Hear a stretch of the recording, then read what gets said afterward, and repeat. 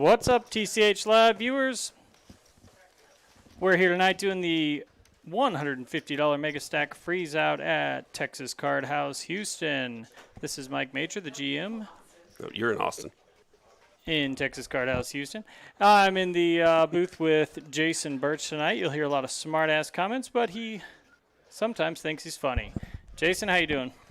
Doing great. Excited to be here. Excited to elevate your level of broadcasting. They say the great ones bring the team along. Happy to be here. Proud to serve. I didn't realize that would leave you speechless, but, you know. What have we got here for blind levels starting off this final table? 3, 6, and 6. It's like 3,000, 6,000 with a 6,000 big blind ante. Jason, I know you do a lot of studying of the game. What are you with the X equals Y or whatever that group is? Solve for Y. Solve for Y, yeah, I don't know. I used to teach formulaic logic. To me, it's X equals Y. But no, you know, so, I mean, whenever the antes are this large, the big blind ante changes the entire strategy of the tournament, doesn't it? Well, being mostly a cash player, I can't speak with any full level of expertise on it, but it changes it for me. Especially, you know, now with COVID, playing 8-handed, you know, that big blind's coming down a little bit more. And then once we get shorter, especially, I can't tell some of the stack sizes here, but we'll start to get them here. But yeah, all pure raises pre-flop. He's got pocket tens. The Mad Bomber picks up ace-jack off. You heard it. I did hear it, and I enjoyed it. Yeah. So 287 behind. Basically equal stacks. Yeah, I was going to say that's probably a pretty loose shove there. Yeah, shoves with 293,000 late position against an early middle position better. And I feel like tens is a fold here. For me, it is. I mean, for me, tournament poker is about survival to some degree, and I think the really good players are the ones who are great at avoiding, you know, bad spots. Even if he puts him on ace-jack here, I mean, you just made the final table. You're in the 6K guarantee. It might be a good time to just lay down, and because you're literally a coin flip. Yeah, and so what are we, 30 bigs here? Am I doing that math right? Yeah, ish, maybe a little less.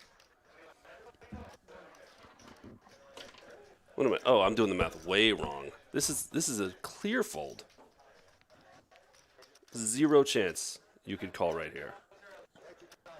Well, we're going to find out what all pure does in just a moment. First, we're going to cut to a commercial break.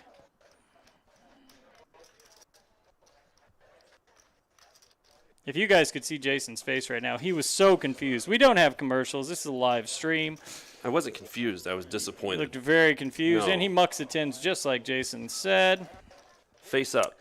Yeah, I wouldn't have mucked that face up. No shot I'm folding face up there, but, you know, I do think it's a good fold. But there's a lot, especially with whether it's more recreational players, especially, and I think we all do it sometimes, that feeling of, look at this, I made a big fold or whatever, when really that's not even a big fold. You know? Usually if I'm doing it, I feel like there's some sort of strategic advantage to it. The one thing I would say that I was getting ready to add on is it did get our big blind raiser, the shover, to turn his hand over and show it, and that's great information to know he's willing to shove the ace jack off there.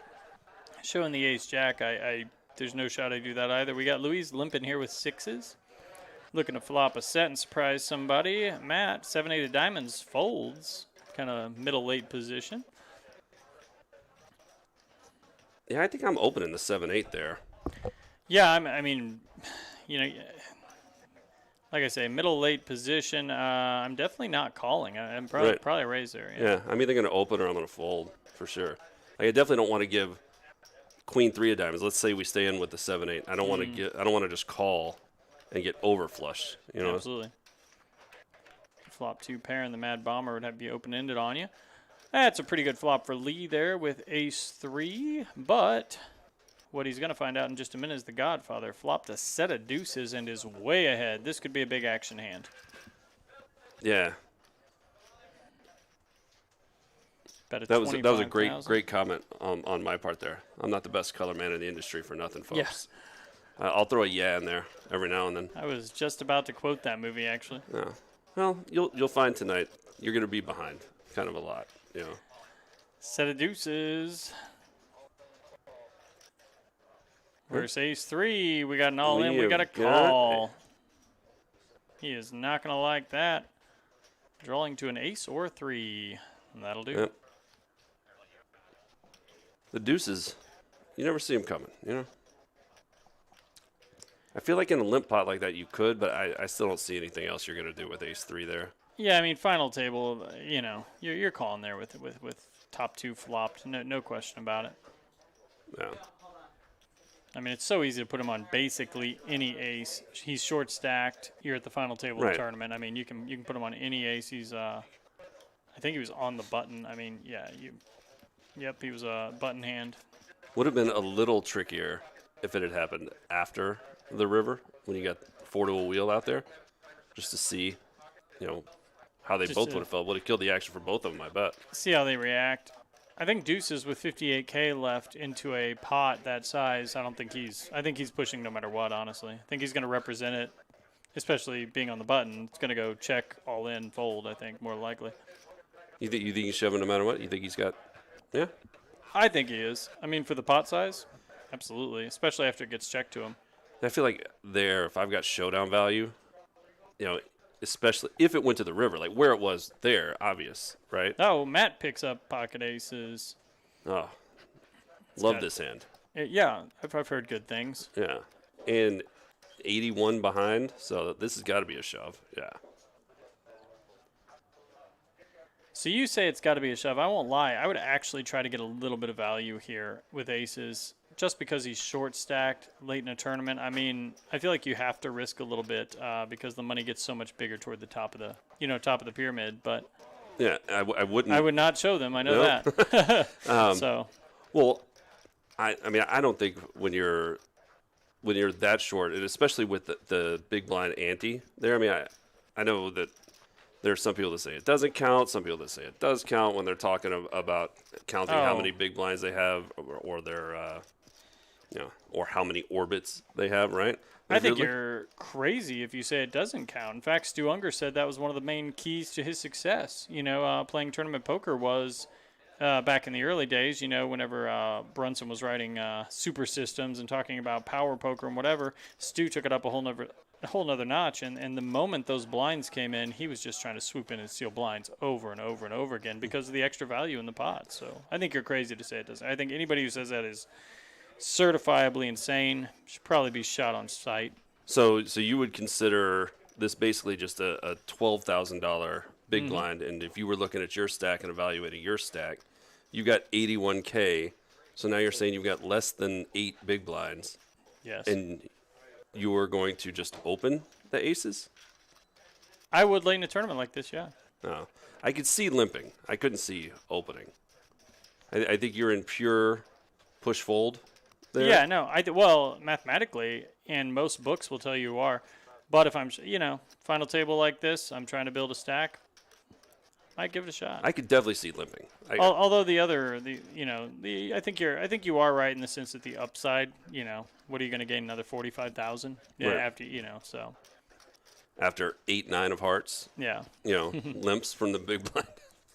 So I mean, I could see respect for limping and protecting your limping range, right? When you show up with the aces. Sure. But I just can't see anything but shoving off of that stack because I agree with you that to me it just matters how many times around the table because that's how many hands I've got left, right? So I'm looking at it more of that virtually a $12,000 big blind. So yeah, absolutely, and I know the last time Greg Raymer was in Houston, we talked a lot about this, and I mean he'll literally tell you right there, you should shove with 7 deuce in position, pre-flop. Anytime you're 8 or less. I think he actually goes even further and says 10 or less. I will tell you though, I don't necessarily 100% prescribe to that. I'll definitely fold 7 deuce there. Oh, 100%. Well, Raymer won't. He'll push. Well, I don't know if you know this, but Raymer has won more money at poker than I have. Yes. So I will try to last longer in the tournament. I mean, there is a point when you're that short that you're making a choice between trying to accumulate and build a stack or just ladder up a little bit. Now, the pay jumps aren't going to be huge. Yeah. Here. In fact, I don't not even at the know bottom what. end. Yeah. Yeah, I don't even know what they are, to be Yeah. honest. Right here, I'd love to see that information, but I'm sure people want to ladder up. We actually have a lot of people in the comments asking for payouts. We'll get a hold of them here shortly, and we will throw them in there. Somebody says, "How you doing, Major? ATX Poker, I'm doing great. Thank you very much. Oh, my Hope you're man, doing well tonight, sir." my man, Poka getting in here early, wanting some more major league quotes. We got a little bingo game going. I don't think I included any of those, but it's a bit of a free for all. Yeah, Jason is apparently playing some sort of bingo game with the people that solve for Q or whatever, and just things apparently that Jason says or does. So they're trying to. They've all got their bingo cards while he's on the broadcast, which tells you a lot about Jason, really.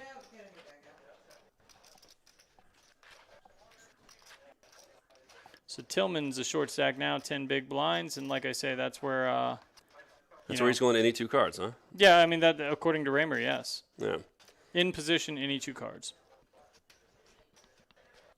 I can't imagine that rule applying everywhere. I think if the money is important to you and laddering up, then I can't see doing 82 cards there, especially once the blinds get bigger. And here it's not as much, but Godfather picks up a couple of Qs. He's gonna make a bet they can't refuse. And the Mad Bomber's in there. He's not gonna double down this hand.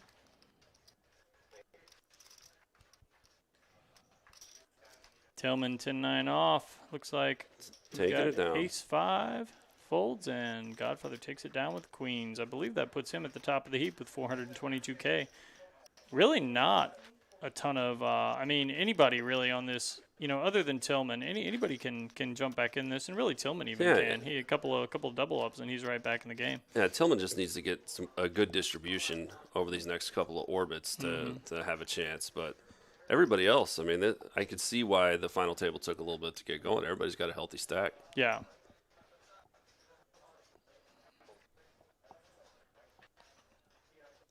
The Godfather. They're just handing them out.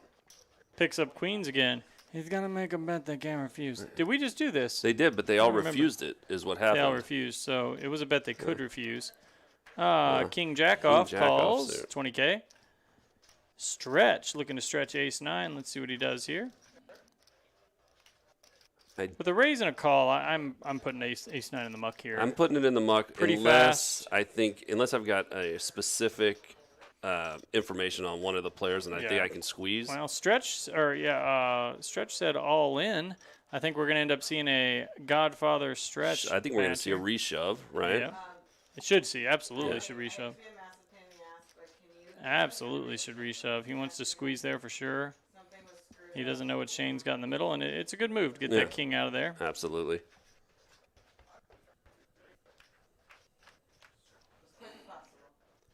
Yeah, I don't hate the play from Stretch, but I don't love it. Ace-9, any of those really gapped aces get overplayed so much. Absolutely. And with a bet and a raise there, no, I'm not getting involved. The Godfather takes a further lead, picks up 171K on that pot, getting close to 600,000 now, separating himself from the field a little bit. Yeah, so I know you've never had this happen to you before, but if you ever were the chip leader of a tournament. If you were. If that were to happen. How does that change how you approach it? How I approach the game? You think, tighten up, get loose, whatever?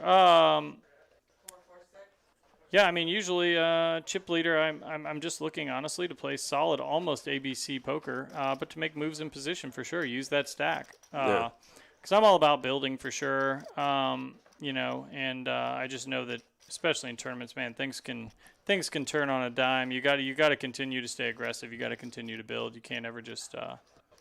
Yeah, and I think that's one of the things that I see a lot of players making mistakes at different phases of the tournament. And a lot of folks actually have it backwards, in my opinion. I think they Nice. And there's a king for Lee, middle pair for Shane, or a pair of sevens, middle share pair for Luis, pair of sevens. Everybody got a piece a little bit, and I don't know that Lee is going to feel great about King 3 here. No. It's one of the problems with limping that type of hand. You know, people think of them as chips, or they don't think in the terms of big blinds, right? Yeah, absolutely. And I feel like Lee's really not going to love King 3 now. He's going to like it less, but I feel like that ace should help slow it down. Yeah, absolutely. Like, he ought to be able to get away now, whereas if King remained top pair, he could have got himself in even more trouble. But, he just lost 3-4 big blinds on a hand that's not great. And sizable, drops him down to 132 Ks near the bottom of the, Yeah, that's basically 10 big blinds with the big blind ante. I mean, I was going to say, whenever the blinds are 3-6-6, you you really can't afford to just give away chips, that's for sure. Yeah, and so, anyway, back to what I was saying, like those type of hands, suited kings, not King 3, but more like King 9, King 8. I've seen a lot of stuff about, starting to add those into your range in more positions. Especially, once you get past the cutoff, maybe even the hijack, right? Yeah. But those are the type of hands that in like the middle to late stage of the tournament. Louise picks up queens. They're just getting passed around the table. That's 3 times for queens so far. We've been playing for 10 minutes, so that totally makes sense. And 24K to the Godfather, our chip leader, with a lot of people's favorite hand, 10-jack. Yeah, that's an interesting fold there. I think a lot of people sitting on the chip lead there are going to peel one off there, especially sitting in the big blind. They've already got 12K in there. I actually like the fold. Mm-hmm. I think Jack 10 is a great hand. If it had been suited, I wanted to call.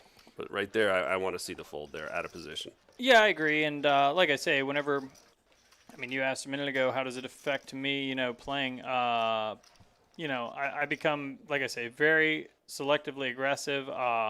Very positional though, and I don't want to be first to go there with facing that raise. So, yeah. Shane, King 10 of spades. I feel like a raise is coming. Sure is. Absolutely. What size do you like? That's the size I would have picked. 15K. Yeah. 3x. Yeah, I mean. No, like 1.5. Yeah, that's true. That's right. Well, no, what? If you're counting at 12K, then yeah, but I don't think most players are thinking that way. So I think he's thinking 2.5. Yeah, that's what I meant. 2.5. Sorry, I said the wrong number. Yeah, I thought you were doing the 12K like we were just talking about. Math is hard. Math is hard. I mean, we don't want to just be mathing it up here. There's no question about that. We do not want to math it up. Everybody, well, not King 10 really, but everybody gets a little piece. King 10 gets a backdoor flush draw, maybe some outs. They're going to turn a lot of equity. King 10's going to turn a ton of equity, but if it's not a spade, a lot of that equity is going to be dirty. What do you think about just betting strategies in general? I mean, I know like Gavin Smith, for instance, a long time ago I had a conversation with him. Was a Spring, Texas guy, originally from Canada, but he lived in Spring, Texas when he passed. And Gavin was telling me that, he was a big proponent of kind of betting essentially the exact same amounts at all times, not to give away any kind of tell betting-wise, because he said the internet players were getting so savvy. They were picking up on the bet sizing so well and just able to decipher exactly what you were doing. What do you think about that? Kind of what's your sort of bet strategy in general at a final table like this? So I stick with the same throughout. I do that partially because tournaments are long, right? Decision fatigue is a thing. Absolutely. And so by the time you get to the end, I always stick to, I would say the only part that's different, it goes back to what I was saying, is in the very beginning of the tournament, I'm very much playing small ball. Whereas I think a lot of recreational players, they think that's the time to accumulate chips. Yeah. And that's actually the time where the chips are the most worthless they're ever going to be. Yeah. And so you don't want to take risks. You don't want to do the things you would do later to accumulate. We got Shane with 9s. Oh, Louise folds pocket 7s pre-flop to a 15K bet.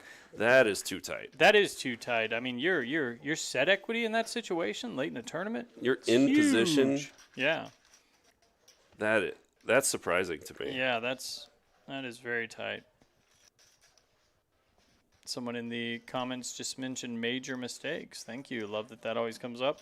I would say folding sevens there is a major mistake, despite despite the dry board for it here. But Yeah, I mean, I guess if you were being results oriented, he could be getting in a little bit of trouble here.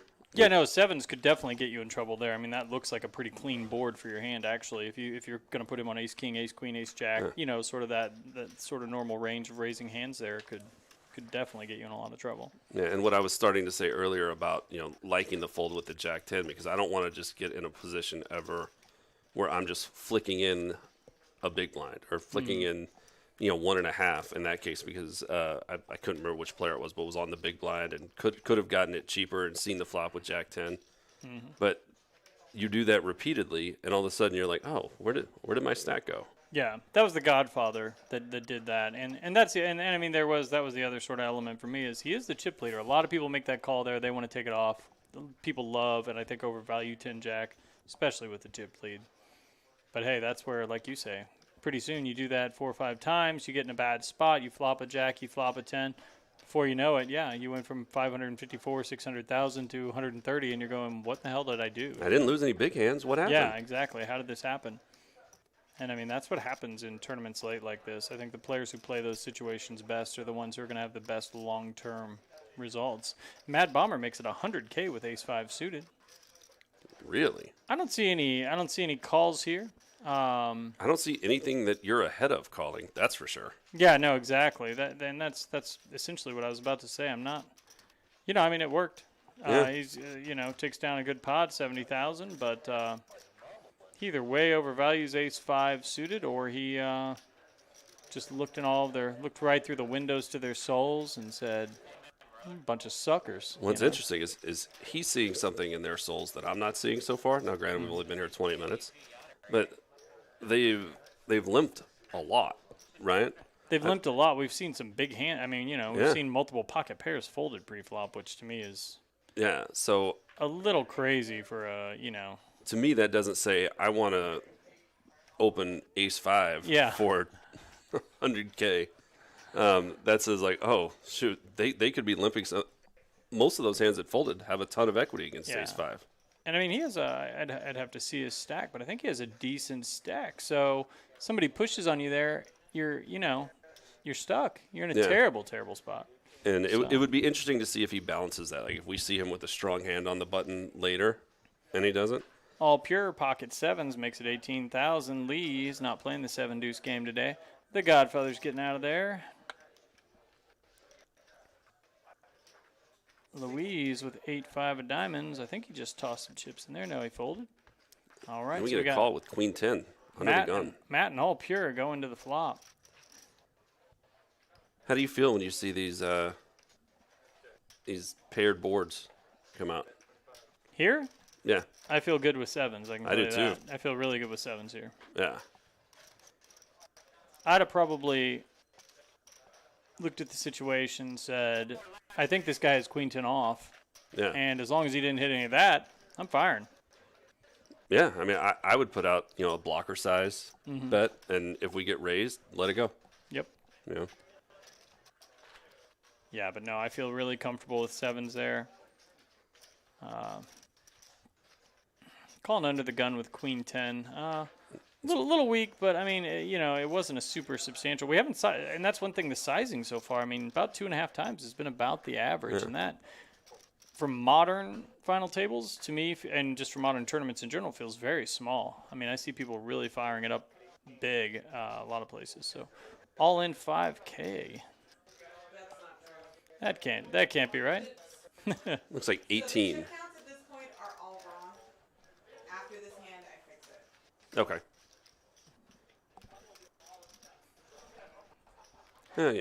Jason just said okay to nothing. Actually, he was talking to our producer. Every now and again, that'll happen. We'll get some outside information, and if you're like really dumb, you just react to it without thinking. Yeah. Well, I also want to acknowledge her contribution. It's far greater than yours, for example. So I want her to be known. Her name's Carolyn. She's a redhead. Enjoys long walks on through the bees. through New Hampshire. Likes through the New foliage. Hampshire, likes the foliage. Loves the fall. I mean, leaf peeping is my jam. Leaf peeping. Yeah, for sure. Just made me think of like the Garden of Eden, and they've got the, the. You think it was fall in the Garden of Eden? I mean, apparently. Well, no. I mean, the leaves were always green in all the pictures I saw. And snakes were out, so. Of course, the people were white, so. But moving along, Lee fires out here, 30K with top pair, king stick. Matt says, I don't want to go runner for a straight. Yeah. Enjoy your pot. Well, one of the things I was going to say about that queen 10 hand earlier that I really didn't like about the call is when you're ranging your opponents, you've got a +1 open in what's shown to be a pretty tight final table. Mm-hmm. Queen 10 is not doing well against that range. And so I think back to what I was saying earlier, you can't just flick in a big blind if you're here to try to win the tournament or even just ladder up. You need to be thoughtful every time. Big blinds are tournament life, and tournament life matters. Yeah, absolutely. Like I said before, I mean, a big part of it that I think people get too, over aggressive. They need to remember it's a tournament. It's not a cash game. You can't rebuy. So, yeah, tournament life certainly matters. And I saw an interesting comment. Or it's not interesting because there's no real right or wrong answer. Let me see if I can find it in the chat. Sometimes, Jason, those are the most interesting questions and comments. Ones where there is no right or wrong answer and just leads to reflective discussion. We're going to have deep thoughts by the end of the night. I'm positive. Deep thoughts. Don't say handy. We're in here all by ourselves in this tiny room. Don't say that. By Major Handy. Oh, my goodness. I can't even remember what I was going to say now. Oh, it was about, there's one of the stacks, although we did get word that the stacks are off. The chip counts are off. So we're getting ready to see updated chip counts. But there was a question about, what's whatever player it is that's the shortest. I can't remember. I walked by most of them. I think the shortest guy is probably about 5'8". Yeah. I definitely towered over him. You think 1 inch is towering? I think you're underselling me here a little bit. You're wearing a hat. You look bigger. Okay, yeah, we're truing up the stacks here. But anyway, the question was, why aren't you shoving, an ace with that stack? One, the stack count was wrong, but two, I agree with any ace. You got to shove if you're especially if you're less than 10 big blinds. Yeah, absolutely. It doesn't even matter. That I agree with. I may not agree with, the Raymer method of, hey, less than 10 big blinds, you're in position, you're shoving. But yeah, any ace, yeah, I'm in there with you. Yeah. Faux show. Where are you getting? Oh, look at that. You're getting red things on there. Yeah, that's whenever somebody refers to me specifically. That was Pat English Cigarette N. Limping under the gun and no one has even cash. Shaking my head. Sorry, Pat. Hate to disappoint you, but keep watching. Maybe it'll get better. Wow, that's what she said, says Jedi Master Ted. You think 1 inch is towering? I mean, you have a lot more experience with that than I do. 10 big blinds, yes. Less than 1, I mean. Yeah, I think going back, Pat, I think the stacks are off a little bit, but you're absolutely right. He's very short, so. As ATX Poker put it, super producer Carolyn, she's in there. She's going to update those stacks for us, give us an accurate count in just a moment.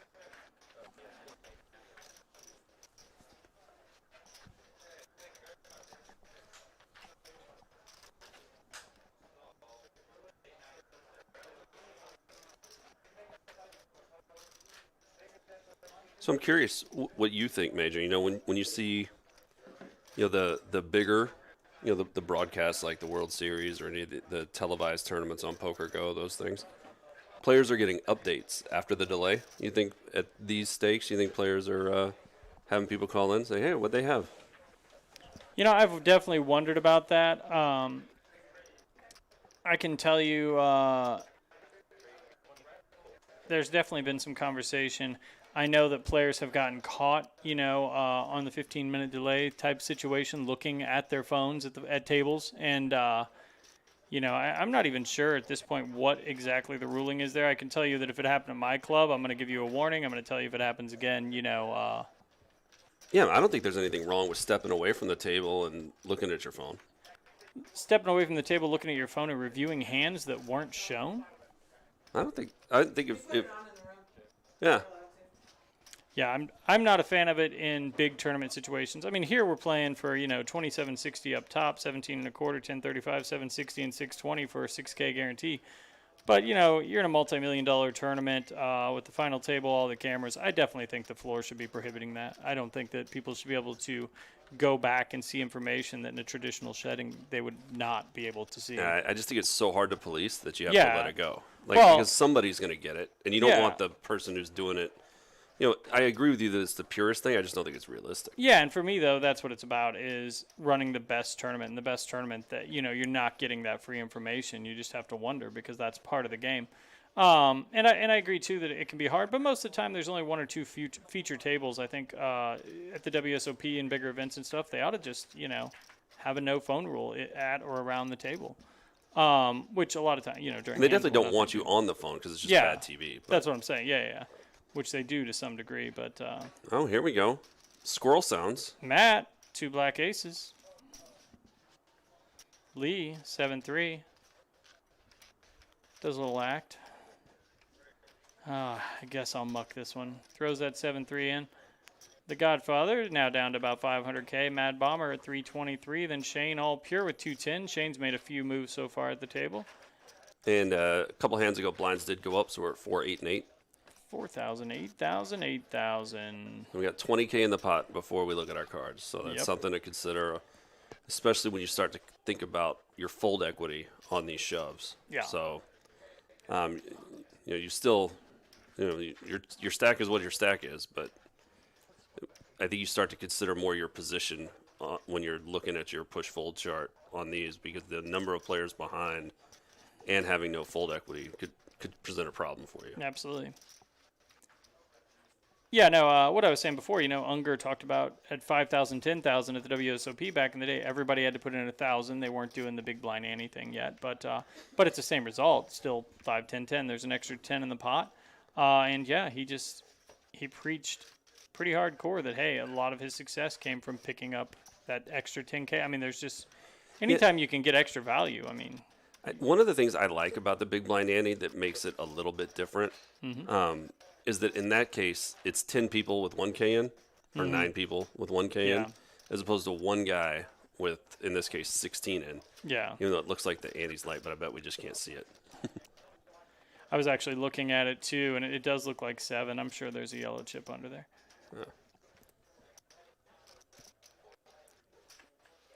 The action is full. They're playing so tight, Matt. it's folding too fast. Aces again. We got And you got to shove. Aces late position, 121K. He's going to shove there for sure. Pocket 4 is quick muck. There's not a lot of gamble at this table so far. Do you consider, pocket 4s folding an indication of a lack of gamble? Oh, no, not even referring to that specifically. I'm just saying there literally hasn't been a lot of gamble at this table so far. Okay, yeah. The only real gamble I've seen so far was the ace-jack pushing earlier, but he was on the button And this short is stack. this is our player with that. This was our player that This is shoved the the guy ace that jack. shoved the ace-jack. If Shoved the he- ace 5. Yeah, ace-jack, ace-5. He definitely makes some moves. I think right here, if he's thinking about it, I mean, I don't hate the shove, but a call here would be horrible. I don't hate and aces get shown again. I don't hate the moves that he's made in terms of shoving over the top, but calling there would be a terrible, terrible play. yeah, I mean, you could see the gears turning there, right? Oh, okay, well, he's got basically 11 big blinds. What's that shoving range? How is ace 2 suited doing against that range? That's the way people should be thinking through it, and I just don't think that ace 2 suited is doing all that well, and especially for a third of your stack there. Yeah. There would be no excuse for a call.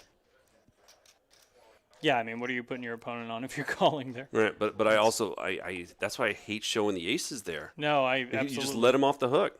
Absolutely. Make them wonder. This goes back to what I was saying. I don't like whenever I hear or see players, away from the table at huge events looking at their phone and looking at the action or, it just, to me, it takes away from the purity of the game a little bit. And similarly, not the same thing, but similarly there, I'm going to make that guy wonder all night. I'm not going to give him that free information. There's no reason. Yeah, no chance. You have to have a very clear reason, I think, to show. Silman all in 63,000 with sevens. Have to. I think you have to push there, absolutely. All Pure's probably going to call here. I mean, he thinks he's at least got one over. Yeah, he's got a ton of equity against the exactly. shoving range of 8 big blinds. Yeah, and I mean, there's so many hands. You put them on ace, queen, ace, jack, et cetera, et cetera. Yeah. I know that, people like to say it's tough to make a pair, but all you got to do is make one pair. Yeah, I think when I first started playing, back in the day, but I started off playing at Foxwoods back when the lights would come on, the little sconces every 30 minutes, and everybody threw $5 in. And that's the way that they took their rake. Yeah. Back then. Back then. Rake. What's rake again? Sorry, here at Texas Card House, we don't take rake. I'm not really familiar with that terminology. If you want to explain it, feel free. Well, at a lot of establishments, they will take a rake. Is that a new thing? I mean, that's one of the reasons why I love playing in Texas. I like the hourly structure. Just pay your membership and roll on. Especially with all the promotions we've got going at Texas Card House in Houston. Yeah, and there is a lot going on there. A lot of players. I feel like one thing, and you can tell me, you're a player there. Tell me your perspective. Do you feel like players, I've been jamming it down their throats for a long time. No comment necessary. Thank you. And the player rewards. Do you feel like people understand the player rewards at this point? I feel like a lot of times, especially more recreational players, they don't even consider the rake. Right? Yeah, no. Well, and I know we don't charge a rake here, but they don't consider what they have to pay to play, whether that's rake or a membership or whatever. And so I think they have a harder time. I think they just think like, oh, the rewards are cool. Whereas, other folks are like, man, this is the best deal going. Yeah, a super reg, I would hope, would really love our love the system we have. I mean, somebody. I don't want to call it any names, but a popular player known as KP sometimes, just not to give away the identity there. But, KP, for instance, he's one of our highest hours players. Some months, because your player rewards are always based on how many hours you played the previous month, some months, he's getting $4 back per hour. So if he comes in and plays, during happy hour, and he gets he's one of the first players at the table, or he's there at 2:30, so he gets $20 back.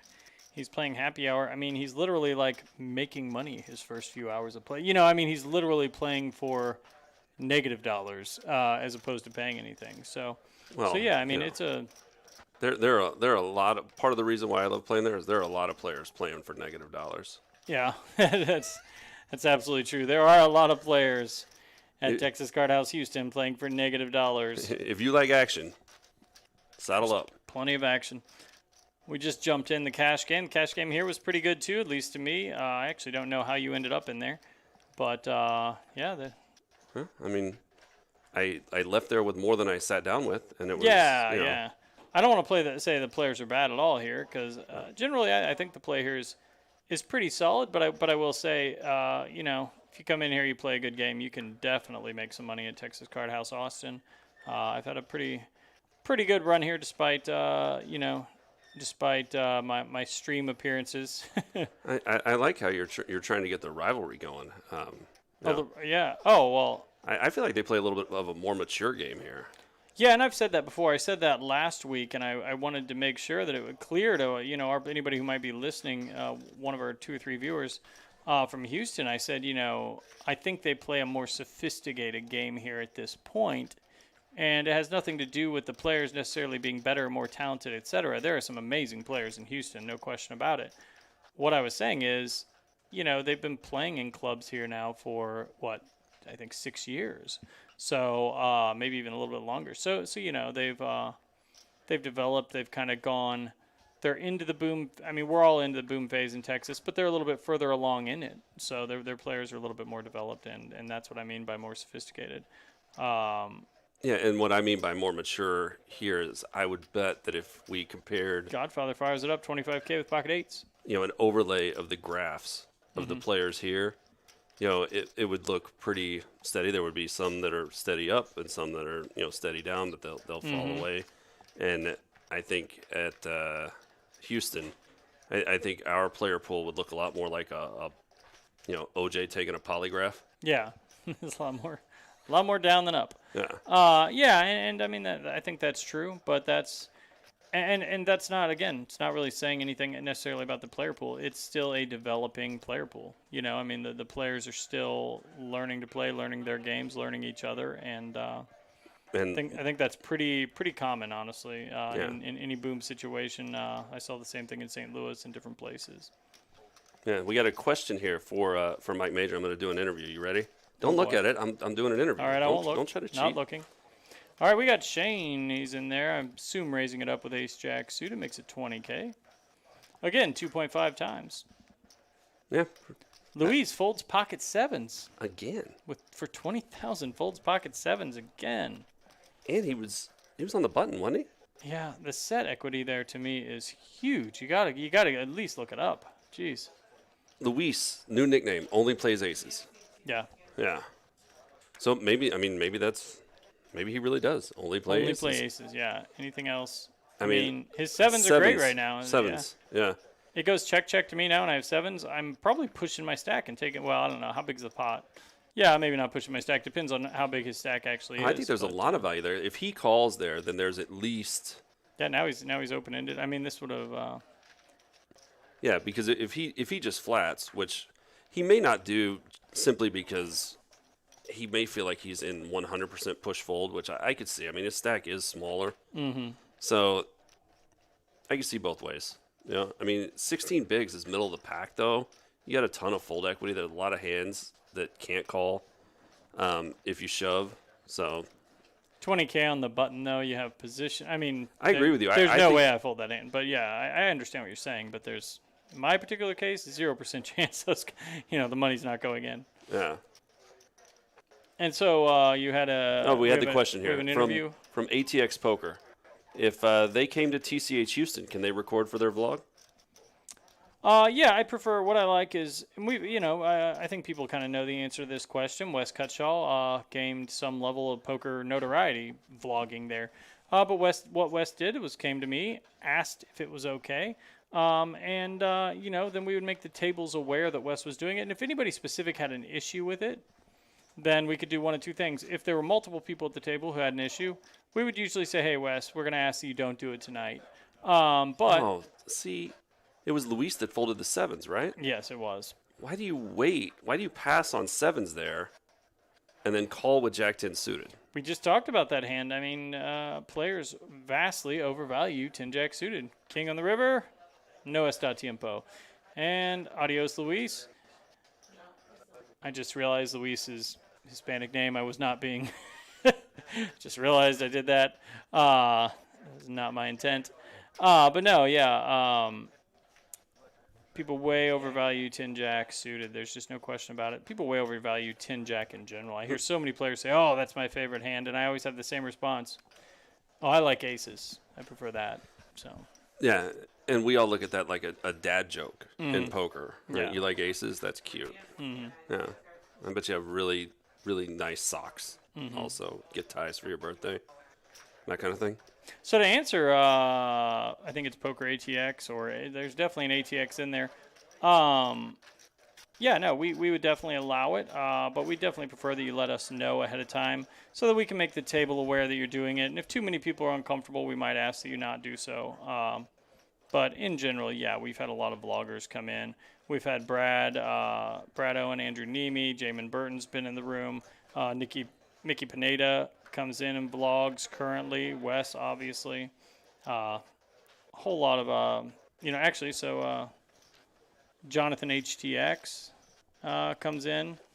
Since you're ATX Poker, I figured I'd better throw Jonathan in there. Yeah, Jonathan ATX, he'll come in and vlog. But absolutely, just let us know ahead of time. If you're really serious about it and you want to come up and play, let me know you're coming. You can email me at mike@texascardhouse.com. And yeah, I'll make sure we kind of get it cleared and that everybody's cool with it before you even arrive. Yeah. So what do you think about this play here from Lee? Opening Queen 8 suited from the small blind,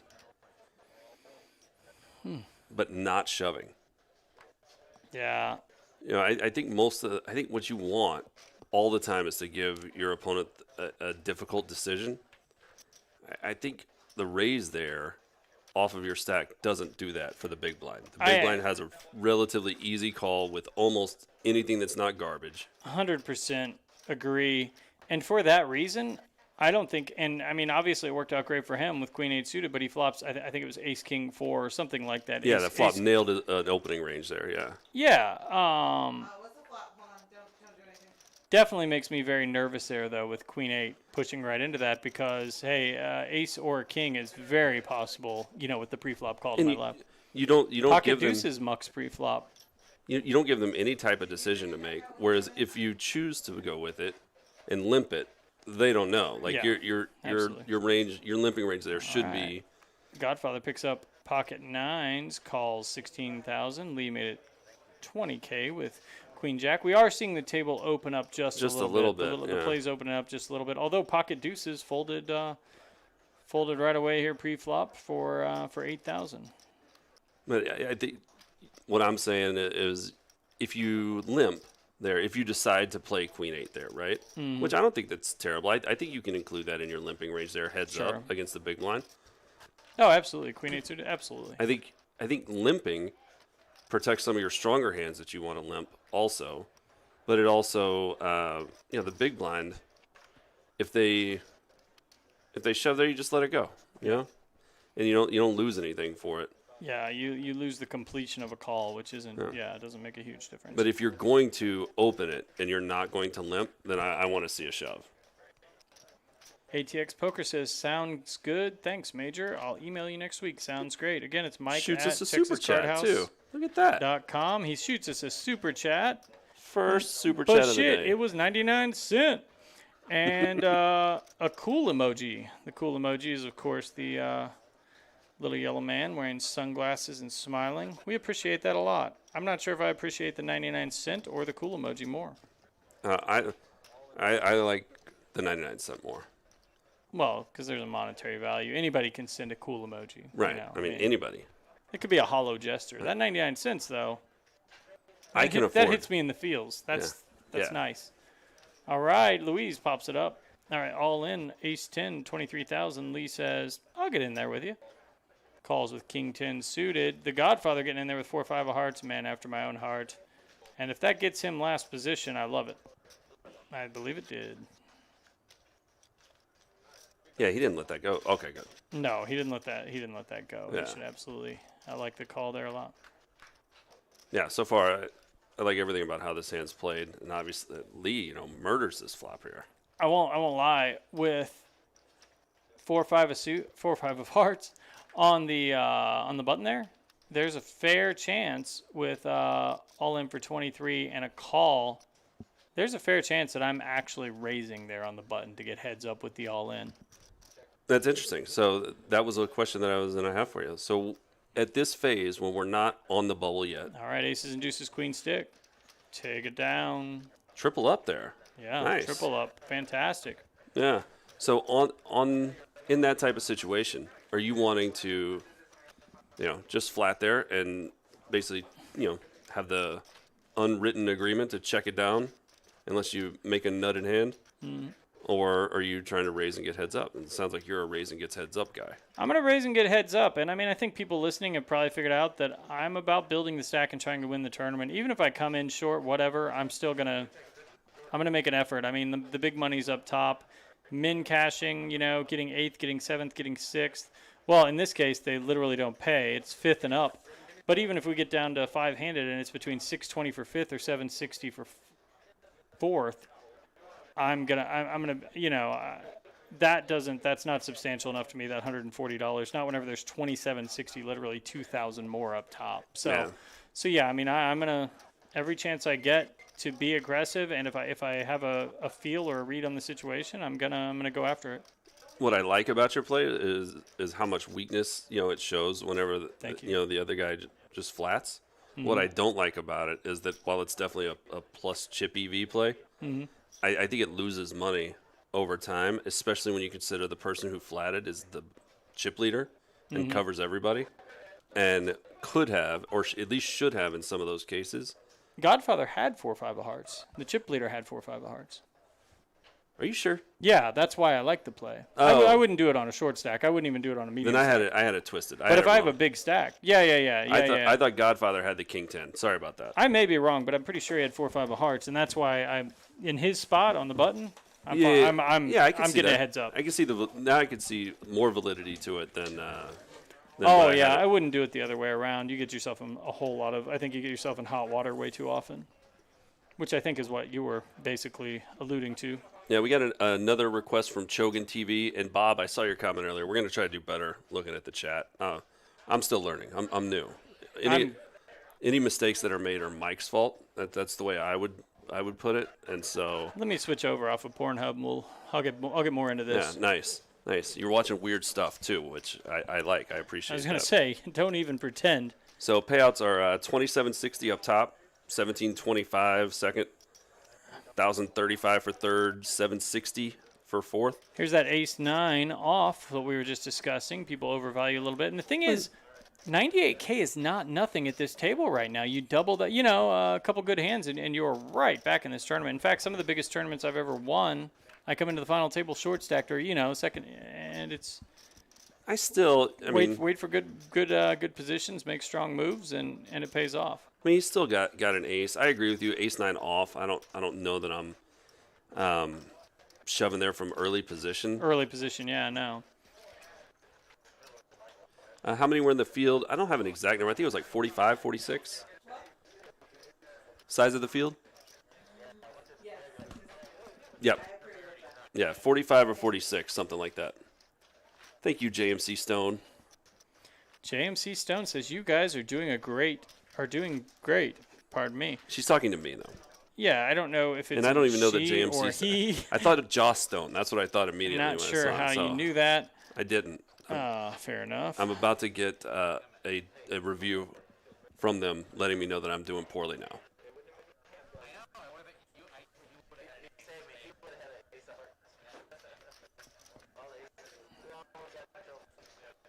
Yeah, we haven't really seen any player just hood up and get weird tonight on this so far. No, not so far. I mean, the weirdest folds stuff I've have been seen is weird. folding pocket. Yeah, is the pocket pairs I've seen folded pre-flop for in position. The sevens earlier was particularly bizarre to me. Yeah, for sure. He was on the button, right? I mean, a lot of people shoved there, let alone throw the hand in. Yeah, So I yeah, mean, that's. And like I said, if he thinks he's in push fold or, reshove only territory with the stack size. Godfather's in there raising blind. We can't see his cards. This is my favorite game. What do you think he's got here? All right, let's see. He's in the +1. Mm-hmm. He has, let's see. I think it's something that's going to fold. Give me a count. Ace Queen's not folding here, Jason. Yeah, I think Queen 10 suited. Queen 10 suited needs to fold here. Queen 10 suited should probably fold here. If you call with Queen 10 suited here, you're the guy that rides all the rides. You're getting in here. Absolutely. I think the thought process that people need to go through whenever they're again with the showing. I feel like one of the things that people should notice about players they're playing with when they're showing, or depending on how they react, right, to these type of situations, is that it's clear, and I'm doing just a shit job remembering the names of everybody, but that's somebody that feels bad about bluffing. I feel like they're going to be a very value heavy profile. When they're showing those jacks, they're saying see, look. Yeah, look, I didn't lie to you. I didn't lie to you. I don't understand that mentality. And Bob here in the comments says, Bob is why show absolutely there? right. Yeah. I agree, Bob. Why show there indeed? I would rather have them guessing all night long. I mean, why give away free information at any time if you don't have to? Now, occasionally, of course, you give away information for a specific purpose, and that's great. That's fine. But just openly showing the way that we've seen at this final table so far it's like maybe these guys are all really tight, really good buddies, because I don't see any other reason. But even then, I'm usually trying to destroy my friends. Yeah, I don't like anybody that much. Yeah. I tried to bluff my daughter, and she's 4. Well, already then. She had a boat, so it didn't work. And she's a station. Yeah. She's a station. Yeah. She's. Yeah, no, I mean, Jason and I were literally in a cash game before we got in here, and I was hoping we'd get into a hand together. I'm sitting there just praying it happens. I mean, I wanted to. I tried to limp on your button just so I could smash over top of you. You're always limp trying to smash me. You have to do a better job of getting the job done, sir. Yeah, well, I didn't have good cards. I was just going to do it. I was going to ride the rides. So now, so we saw, who was that? Was that All Pure showed the jacks? Is that right? No. It's to his right. Oh, yeah. The same. He's been showing all night. He's shown everything, yeah. And every time it's been value. If you're going to show that kind of value, now you need to start making some moves. But he doesn't have a stack to make any moves. Well, absolutely he does. I mean, I think he had, if I'm right, I don't even recall, but I think he had 4 or 5 suited here. He's right around 100K, so he's just like 12 big blinds. Yeah. Start picking them up. Stu Unger style. That's what I'm talking about. And really, he's 25K out there, 2 calls, 10, 20, 45,000 to win off of your 100K stack. Push it in right there. 4 or 5 you've shown. All you've shown are monsters. What's the point of showing if you're not going to do it? Yeah, I got you. But again, don't ever argue with me again. But I think what we're seeing, and I think you're agreeing with me, you don't know, and it looks like blinds have gone up, so now we're at 5, 10, 10. I think what we're seeing is somebody who, wants everybody to know, like, hey, look, if I'm shoving, I have it. Like that's a risk-averse person usually. That's part of the reason why we're not going to see value out of shoving. So if you are that risk-averse person, don't try to deny it. Just play your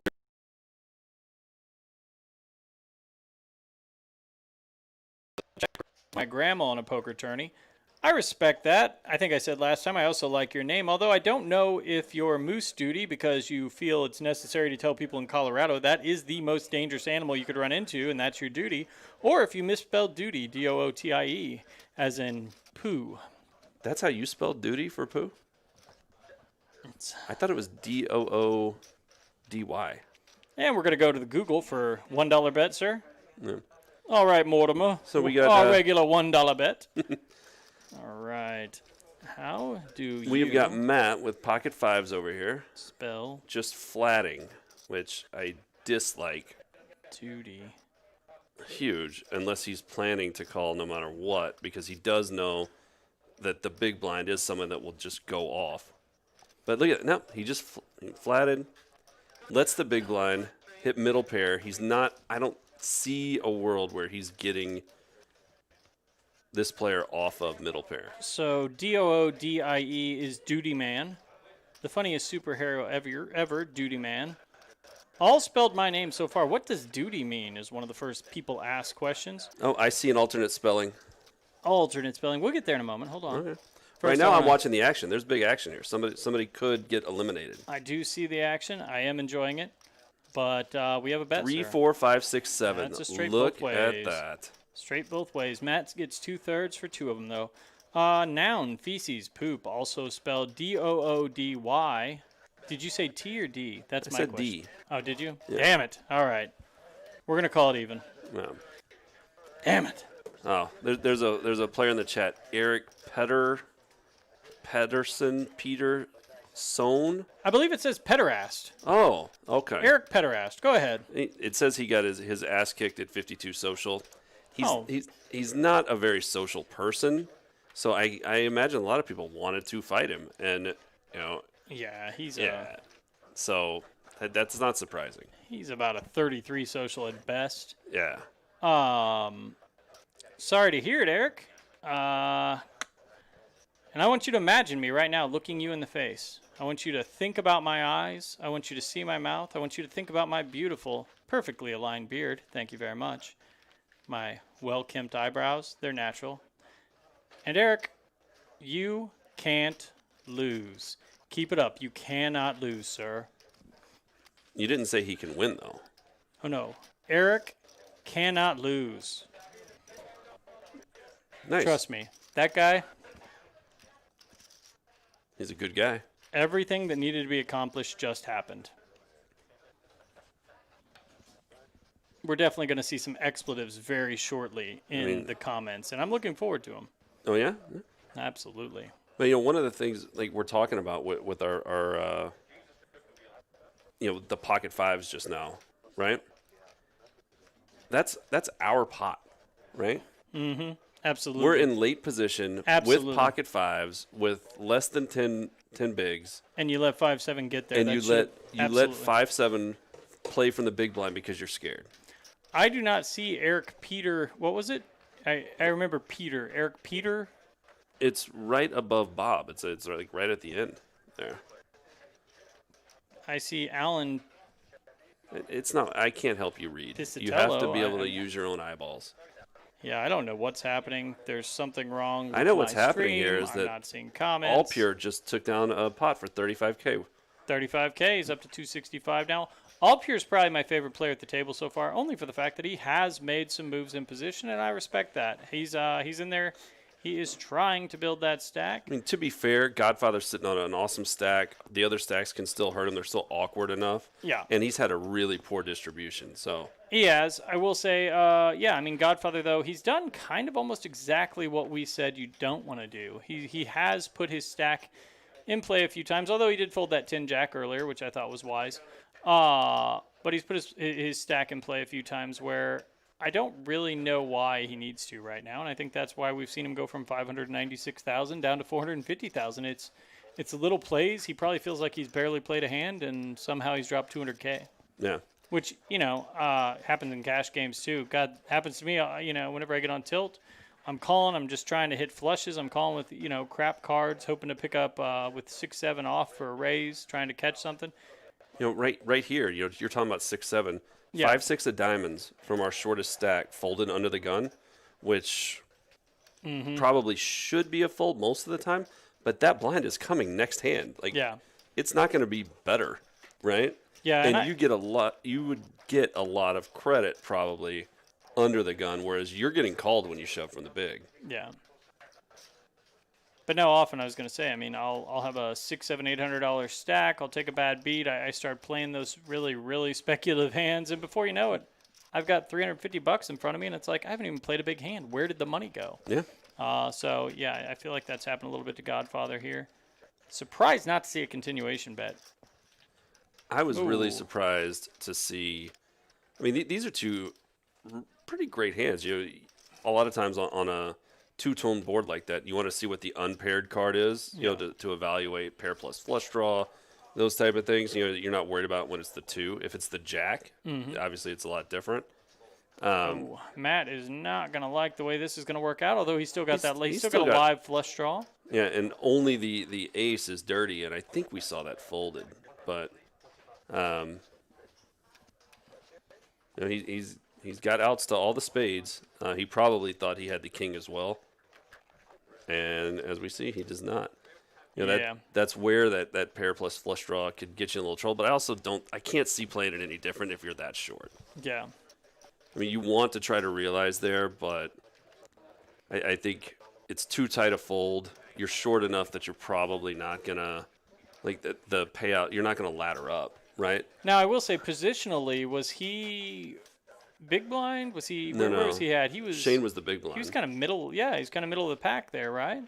I would say the way that you play that differently is you don't get involved in that hand to start with King Deuce. But Yeah. I mean, and he was short, but he still had 100,000 chips. It's not like he didn't, Yeah, but that is. couldn't come I mean, up. that's only 10 big blinds now. And No, and it's- that's true. It's 5 if you look at it. I'm gonna. The way that we're discussing, yeah. Yeah, I'm gonna pull up my handy dandy chart and see if that's a good shove there. I think it is. I think that's where he could have played better is just shove that hand. I think any suited king is a shove there. And I am. Oh, never mind. Hold on. Yeah. I still don't have Eric Peterson's original comment coming up on my screen somehow, but he has followed up. Mike Major. I got a bird you can watch. Well, that's really nice of you, Eric. He knows I'm an avid birder, so yeah, I mean, if you have something interesting in your backyard or in your local area, please let me know. I know there are a lot of rare woodpeckers in the Houston area right now, so please let me know. We got a question from Jason, also known as Pokayoka. about what we've been drinking. Water. Water. Hmm. Yeah. I mean, most drinks are primarily water. I Primarily think. water. Yeah. So Yeah. let's see. This gold tequila. Let's take a look. What percentage water is this? I think everything comes from water. It's not, yeah. Everything comes from water. And I do totally agree with Bob about how does the player not bet that flop with the king two there. But I also think if you look at the chart, it's an iffy one on the shove with king two, but most suited kings are going to be a shove there. I think you can simplify it for yourself and just do it, or don't play the hand. Yeah, right? or don't play the hand. Yeah. Just you're not going to limp. You're not going to raise. You're either going to shove or you're just going to sit this one out. Yeah, and it's just not. I don't like it there. I would rather shove with a suited 6-7 or a suited 10 10-9, that sort of thing. And I know you're going to look at your little. I am going to rangefinder. look. I'm going to look at the chart and tell you that you're wrong. No, I mean maybe I don't know, but Oh no, I do know. I can tell you that whoever made that charts never won a tournament in their life, and I've won several. So there's that. Playing in the California Penal League. Wild thing. One of the greatest movies Yeah. ever made. Easily one of the greatest. Ever made. Hey, we have a new chip leader. We should give props to Shane. 585,000. Well done, Shane. Biggity Shane. I don't. I don't know if that was necessary. That was not necessary. What was even less necessary, though, that you stopped me from doing was doing like the movie Shane. My mom used to make me watch that movie all the time. I liked it. Hey, always double back for Yeah. a friend. But and my mom just crying at the end of Shane. Yeah. Well, I could tell some stories about your mom crying, but let's focus on poker right now. Wow. Eric Peterson says, Mike Major, you want to look in my backyard? WTF. Are you guys neighbors? Are you referring to a white-titted finch? I don't know what you have back there, Eric. Just let me know what bird you were talking about. I'd love to come see it. Thank you very much. Joan Fisher says, hi, Mike. John Scheck says, Mikey, I'm going to pretend these are all for me and not for Mike Youngblood, the regular host of the show who just checked in. We had a rumor earlier in chat that Mike is crushing in Florida. So I think we need confirmation on that. The question is, what is he crushing? I suspect Oysters? I suspect oysters Yeah. or cans. Oh, Could be beer cans. Cans are so fun to crush. Yeah, exactly. And Mike seems like a can crusher kind of guy. He says, I'm back in ATX. So that was a quick turnaround. Yeah, I actually agree King with 9 Alan. here. It's got to be an open on the button. Alan Piscitello, I agree. I knew Mike had gone to Florida. Now he's back in Austin. That was a really quick turnaround, sir. I like this sizing too. One of the things I was going to say, if Godfather had gone with the standard sizing that we've seen, just because you're on the button and you're going to open and it's only the blinds behind you, you don't want to offer them a good price to call. Yeah. Right? So, you want to size up. You're going to play the hand in position. A lot of people think, early position size up more because I don't want to play this hand out of position. And there's some validity to that at some times. But for the most part, you want to play offense in position and defense out of position. And so you don't want that big pot. Probably the number one exception being your 3-bet sizing out of the small blind. I think a lot of times I go a little bigger now. That's got me into some trouble too because equities run closer pre-flop, so that's where you're going to have the most variance. You're going to have, especially with our squad, where if the first person calls, you're going 4 ways. Sorry, I nodded off there. Jason, yeah, great point. Thank you so much. Oh. And we're moving on. Shane's in here with a pair of aces. All pure has a blind hand. What are we looking at? I don't know, Just but thinking if I am sitting here, I'm concerned that I'm up against a pair of aces plus the flush draw. So Yeah, even if I have, I'm putting all pure on a middle ace here, ace 8. yeah, we're in the hijack versus a big blind range. Ace 8 suited. Hand we haven't seen all night. That could even be ace 2 of spades now you got to worry about. Ace 5, I'd be interested to. He has actually the dealer asked him to put his cards in the right position, and he's done it a couple of times. We haven't gotten a read. But, hey, he could be our blind hand all night. Could be a lot of fun. Yeah, I like this, but I think especially, I don't know, when you start to see the tank, it's, some people always view it as weakness. A lot of times I look at it as somebody trying to figure out what size they can get me to pay off. I look at more like the people who take the time to really put on a show counting out the chips. Mm-hmm. Those are the folks that looks the weakest to me.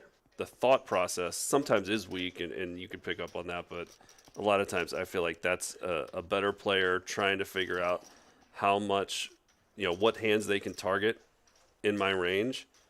In his case, because he's up against the big blind, and this was a limped pot, he could be worried about two pair, right? Yeah, absolutely. He's going to put ace-8 in the muck. That is, we were wrong on that one. I'm not so sure, sir. Well, I have never felt this frustration before where I feel like I'm on a little bit of entitlement tilt now because I should be able to see the cards and know the answer, and I don't know the answer. Remember all that stuff we were saying earlier about don't show your hand? That's bullshit. Show your hand. Show your hand every single time. It's extremely annoying for the commentators if you don't. Yeah. Although I don't worry about it. I know he had ace-8 suited. He, took a long time there. He decided, all right, he's got a bigger ace. He put it in the muck. There were only a couple of combos of ace-8 suited that were left. That's how we get in those situations, Jason. But one of them would be the ace-8 of spades. Mm-hmm. And if he folded the ace-8 of spades, He definitely did not fold the ace-8 of spades. that's what I'm saying. We got another mystery hand here. It's your turn. I'll ask you. Hand. I'll let you be wrong on this one too. He did not have ace-8. Yeah. He definitely has a 9 though. I think I'm actually with you there. I'm definitely feeling the 9 there. Oh, we just got confirmation that it's definitely a 9. You owe me $1. I literally said, I'm with you. I think he definitely has a 9 there.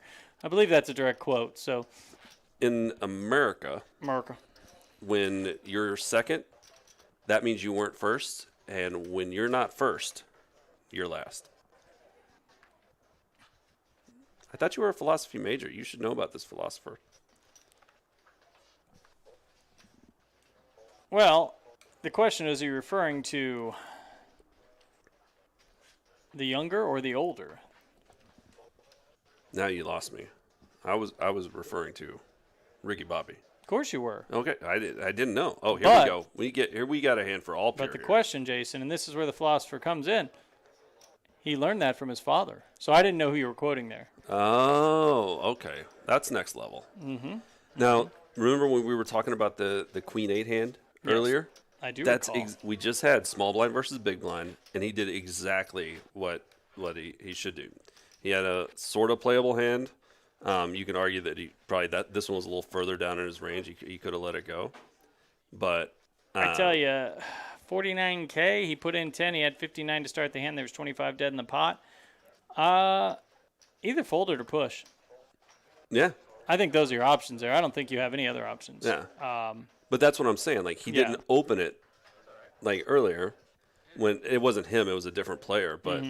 He didn't just open from the small because it folded to him, and you sort of feel like you're obligated to raise. It's just one range. I've got to go. I think a lot of people think it's one hand. And the Godfather flops open-ended. Currently, Shane's in the lead, though, ace high. It'd be hard to know that with that particular board. And Alpier with the. I like Shane's call here, actually. Although, well, no, I don't like his call. I'm either folding or raising there. With ace-7 of clubs? Yep. What about it what properties of the hand do you like? Well, none of them now. Now I hate everything about the hand. Oh. Well, I was just going to see if you were thinking why? that you've got backdoor clubs, you've got some blocker. Yeah, I mean, you got the 5%, the backdoor clubs. You're unblocking the spade draw. Yeah. It's a very draw-heavy board. It was a 20K bet into what 45 plus into a 51,000 pot. To me, it felt like a stab or a protection bet, which is exactly what he's trying to get the free turn. So that's why I like to fire it up there. And hey, let's see how serious you are. Just saddle Now, up. sometimes I'm wrong on those reads and I get in trouble, obviously. But it's also how I've taken down tournaments sometimes by knocking people out of those spots. Godfather 8-5 suited calls. His range has opened up a little bit as we've been watching for sure. Yeah, The Mad Bomber's in there. Calling King, Queen from, suited. I also think he's looking at Mad Bomber, and Mad Bomber has been. Mad Bomber just checks King Queen suited in the big blind. I definitely raise there. Just try to take down the pot pre-flop. Yeah, I mean, I think he is up against two, awkward stacks that can hurt him, and we are. I mean, I should be keeping track of this, but we're getting. Are we on the bubble right now? We have 6. We are on the bubble, yes. So I could see taking a lower variance spot there. You've got a hand that is ahead of the limping ranges of these other players, except for the small blind. Yeah. That's one where when it limps to the small blind and they limp, they do have, especially Godfather's been playing well. He's got some strong hands in his limping range in the small. I could see wanting to just peel with King Queen in this spot exactly, like on the bubble against two bigger stacks. Mm-hmm. And you've got a hand that if it realizes, you're going to do some damage. Yeah, and I think for me it's more of a, well, first off, I still think you raise. But no, I think it's a psychology play for me there. It is two big stacks. They're essentially guaranteed into the money right now. They're waiting for that next guy to get knocked out. I mean, you can either pick on, and I know some people are definitely going to argue this, hopefully in the comments, because it'll be interesting conversation, but I think you either pick on the big stack or you pick on the small stacks. Obviously, the small stacks are preferable, but a lot of times you can get the big stacks to just go away, depending on their play. And I haven't seen anyone here who's super aggressive. In a tournament where we have 2 or 3 aggressive big stacks, yeah, I'll just maybe check there, see a flop. But here, we've seen some, I don't want to say mundane, but semi-mundane play, and I'm going to raise there. I'm going to go at those big stacks because I think they're going to go, I'll wait for the next hand. So I get into some weird psychology stuff like that. Sometimes it pays off. Sometimes it doesn't. Obviously, I'm here, commentating a live stream with the greatest head of hair you've ever seen. So, I mean, you got to at some point go, well, obviously I'm not getting it right too often. Yeah. All right, the Godfather taking Jack King off up. Mega 50K on the button, I believe. Yeah, he's the button. Yeah, a lot of times, especially in early position, I see people overplay King Jack, especially King Jack offsuit. To me, I don't even have that in my opening range. Shane looks like a young Jean-Paul Sartre here. Is that Shane? No, it's Tillman. All black, got a black ring, got a black mask, black jacket, dark hair. Yeah, in early position, I don't have it in my opening range, but I like this open here, and I like the sizing. I like taking it up 5x. Oh, absolutely. I'm going to raise there. Especially against this lineup. Absolutely. Well, and that's kind of what I'm saying. You just say, especially against this lineup. Same thing I was saying with King Queen. Against this lineup, I think you go ahead and raise there. But yeah, but I think what we've seen, our player that was on the big blind earlier that just checked the option on the King Queen. That's the one that started off jamming the Ace Jack off. And Shane, once again, his little his reader's not working. Yeah, his reader seems to be struggling a little bit. And Shane, once again, we have a blind hand. He's thinking about it. All Pure's got Queen Jack of Hearts. Pondering a call. In the cut. I think you got a call here.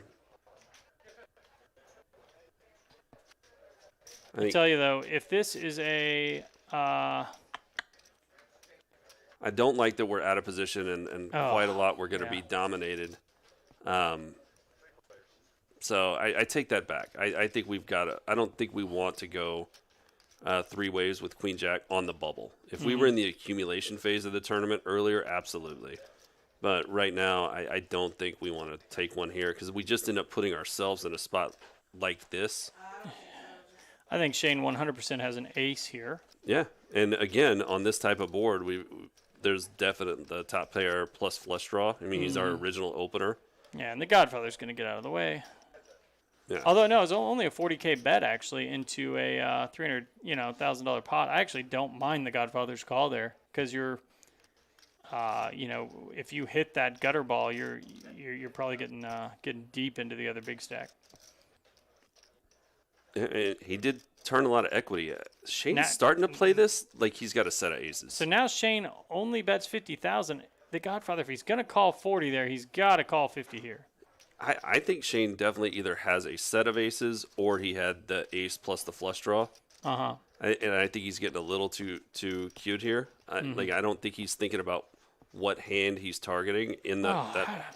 I don't understand how you call 40 on the flop And then you fold call that. 50. Yeah. You know, you He got a actually gutter picked up plus more. the flush draw. Yeah. I mean, That's I would agree with you. I was thinking a set. I was just thinking a set the whole way. The flush draw is totally possible, obviously, but I was thinking set as well. either way, he was high up in his range, and I think he was playing it a little too cute. I mean, I think part of our conversation earlier when we're talking about our sizing, you don't want to have those sizing tells, right? So Yeah. if he's going to go quarter pot, which is pretty standard nowadays on the flop, just go quarter pot all the time. That if it's in your betting range, right? If the flop is something you're going to bet and you lead out for it, and if you get to the turn and you're going to go half pot or higher, and even nowadays I'm seeing more over bets on the turn, then stick with that even when you're nutted. Yeah, absolutely. Absolutely. Actually, yeah, I like the set of aces read. I mean, that's a tough read to, we're talking about a 221 to 1 read there. But I like the read. I obviously don't put him on sevens with the pre-flop action. We had a queen over there on all pure. So, yeah, I don't know if it's right, but I like the read. Yeah, I'm. Although it would be the first time tonight at the table somebody had aces and didn't have to go, look what I had. Yeah, but he's one of them that hasn't been showing. Yeah. So, yeah. I think that was Louis Armstrong just speaking, or maybe the Mad Bomber.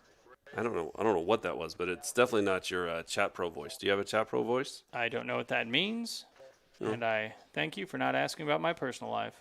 Well, yeah. Like, What are you doing? You have to open these two on the button. You can't open for that much. What's wrong with you? that's Chat Pro voice. I'm fairly certain that was Mickey Mouse. I think you're confused. No. Mickey Mouse is a sick poker player. You didn't know about that? I believe that. Try to get a read on Mickey Mouse. Especially like old school Mickey Mouse where there was no sound. And he's black and white, which is confusing. Yeah. Have you watched any it's like new Mickey Mouse, but it looks like old stuff? Yes, I have seen that. They have new faces, but the old, and they're actually remakes of the old cartoons, right? Yeah. Yeah, it's really weird. Let's Confuses talk about me. anything else. Yeah. Sorry, we're about to get into.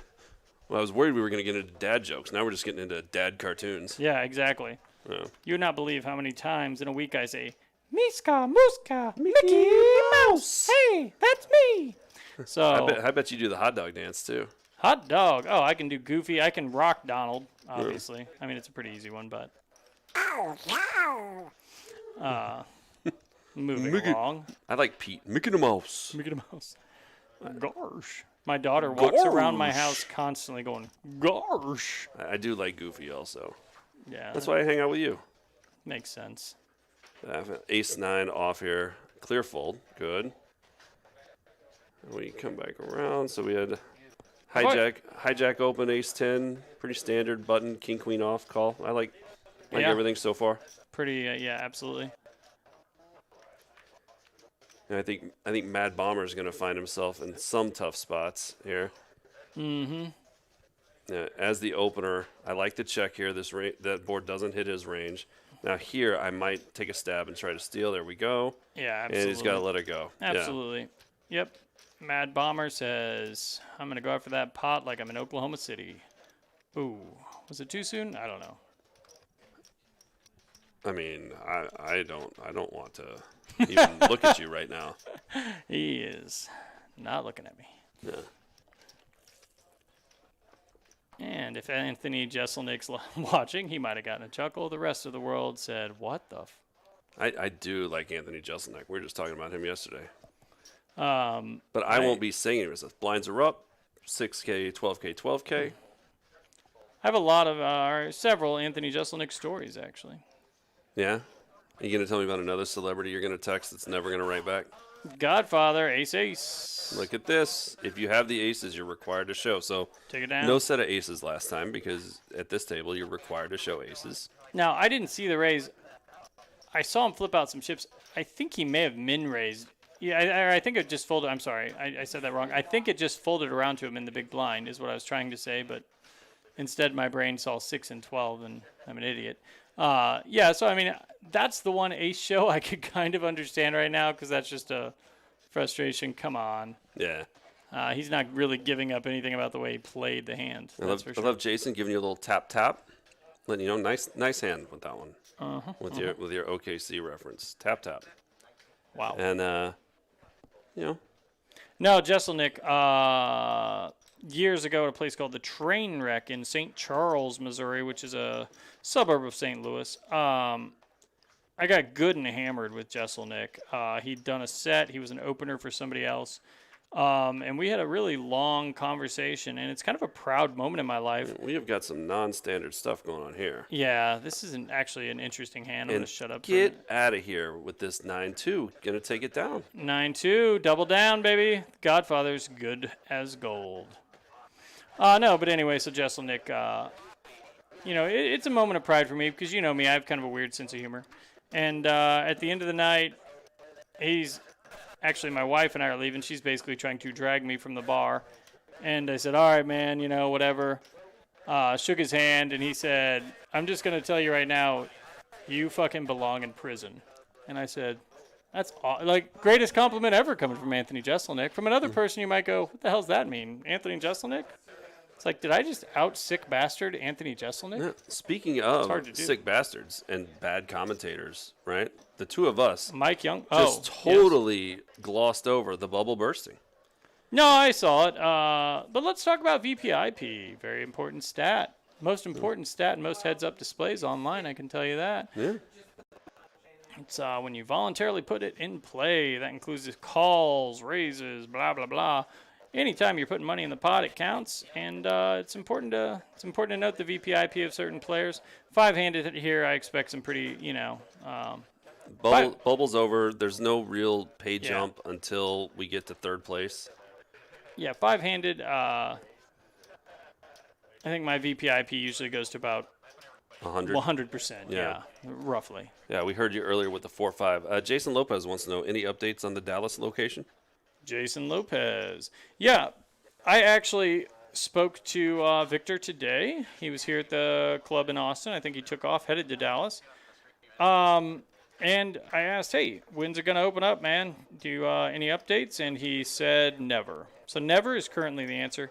But real answer, I think that we're looking at probably October. I know that COVID really slowed things down there in terms of getting permits, et cetera, and that's been the holdup. But I've seen some shots of the build out and the work that they're doing, and it looks like the club's going to be beautiful. It's about 15 minutes from the Galleria, just a couple minutes off the interstate. Great location. Wishing Victor all the best. I think it's just going to blow up in Dallas. I'm really looking forward to going up there for the opening. Yeah, I think it's going to be great. One of the things that when you get down, we're in the money. We should have been talking about it and paying attention to it pre-bubble also. Mm-hmm. Is Godfather has the best seat right now. He's got the chip leader, far away from him. He's got the short stack in the big blind whenever he's on the button. Yeah. And he's got Mad Bomber there kind of handcuffed in between. So Tillman, pocket aces. I'm going to go ahead and shove it with 62K with aces. There is absolutely no called. other. He gets a call from definitely deuces. getting called with deuces. That'll be about, 4-1? Or, yeah. Yeah. Wait. Twos are greater than one? True. Yeah. True. Oh. The twos are not going to win. No, Prediction. Twos are aces full of jacks. I think that's good. Yep. Tillman's got 142K. He can hang around a little bit longer. You get to win. Yep. With aces full. Yep. A lot. Most of the time. When you don't win, it's usually a big pot and not a fun evening. Although I've actually lost with aces full years ago at the President Casino in St. Louis, and it was the bad beat. So aces full of jacks, I believe it was. Yeah. So what's going on here? I see some discussion about Berkey's mic being off. Big words. Is my mic off? What's going on here? Yeah. You guys are going next level on me. We had at least one creature in the chat. And Eric Peterson chimed in again while we were doing voices and said, "Oh God, this is terrible. I'd rather play with myself with a cheese grater." I'm not sure what he means there. I don't know if that's heads up poker or what. I don't really get the reference, but we appreciate you. Commenting, texting in again. Mike Youngblood says, "I smirked, Major." Well, he's kind of a sick guy too.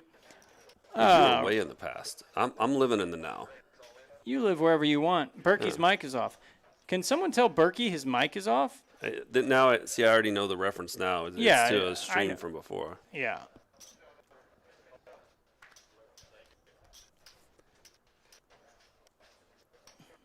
All right, all pure, shoving the Jack-10 offsuit from the button. I like this play. You can get better to fold sometimes. I think his problem is he just doesn't have a lot of fold equity. He got too short, and I think that hand with the twos, there was nothing he could do. But I shouldn't say there's nothing you could do with twos. You can let twos go there sometimes. Rob says, "You guys are good." I assume he's talking about Me. and me. Yeah. Thank you very much, Rob. We appreciate that. No, that's a typo. He was saying you, comma, guy, and he was talking about me. No, he didn't say "are trying too hard." So no, he was talking about us. Oh, gotcha. Lieutenant S says the background sound is so choppy. This is unwatchable. That is the first we've heard of that. I assume he means the table sound. Hopefully, there's no background sound coming out of the booth here. I cannot hear any background sound. Yeah. John, I'm having a hard time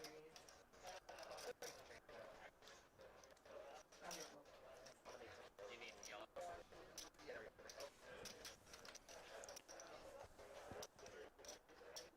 you. And it's 8:47. Time for another drink. All right. Hydration is key.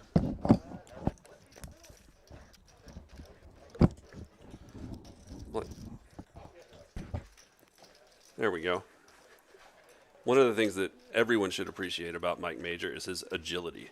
He is an agile cat that is able to,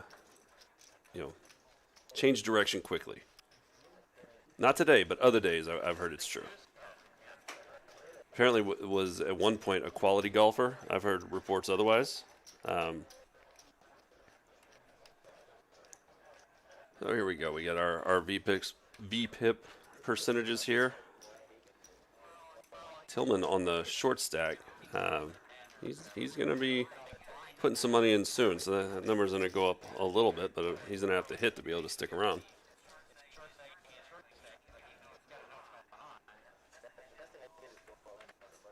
And, I'm starting to hear some of this. I can hear some of the sound in my microphone now that, Mike is bartending, and we've got some more sound. So I can see what maybe somebody's saying. Let's see. I do not like this flat from the small with 4-2. That's what we were talking about earlier, about the mistakes some players make when they're just flicking it in, thinking they're getting a discount, and, maybe I'll flop something, whatever. Especially with 2-4 off being so far down. Just cannot give away half a big blind off of a less than 10 big blind stack. If you think about it in terms of big blinds instead of chips, you're always going to be better off. You're always going to make better decisions. And even though Mike Major does not agree with using a chart to make decisions, because the people who use charts have never won a tournament, people who study have never won a tournament, he's very Helmuthian in that way, where he is reluctant to study. Oh, he's back. I'm going to stop saying things about him. Good to be back. Shane stacking up, 803,000. Godfather. He's got a great position right now at the table. Won't be surprised if that doesn't really play into his favor as we move forward. Got the second biggest stack. If I'm remembering right, I think it was 544 or 554. Ace 2 off, under the gun. I think you got to let this go here.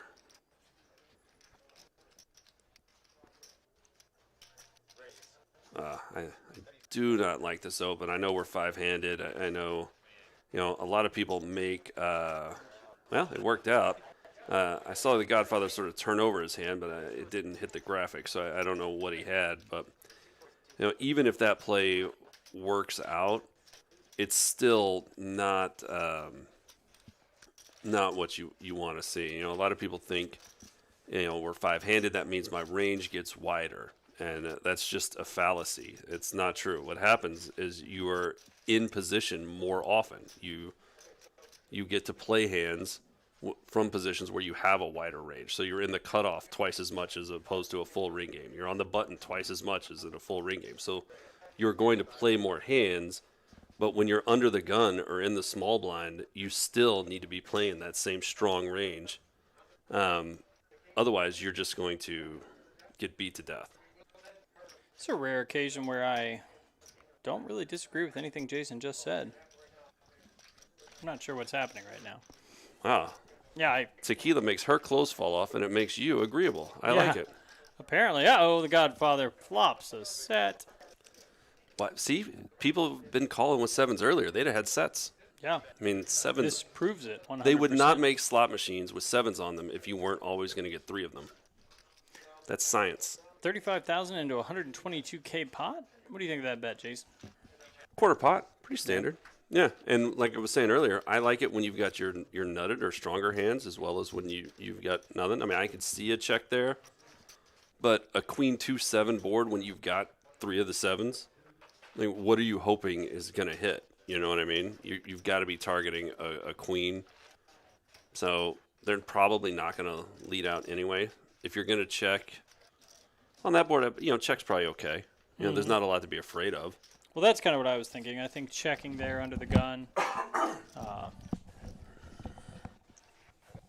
But, I also like betting out, betting out those hands. I mean, the ace hit the flop. You had a raise pre-flop. He's probably, he's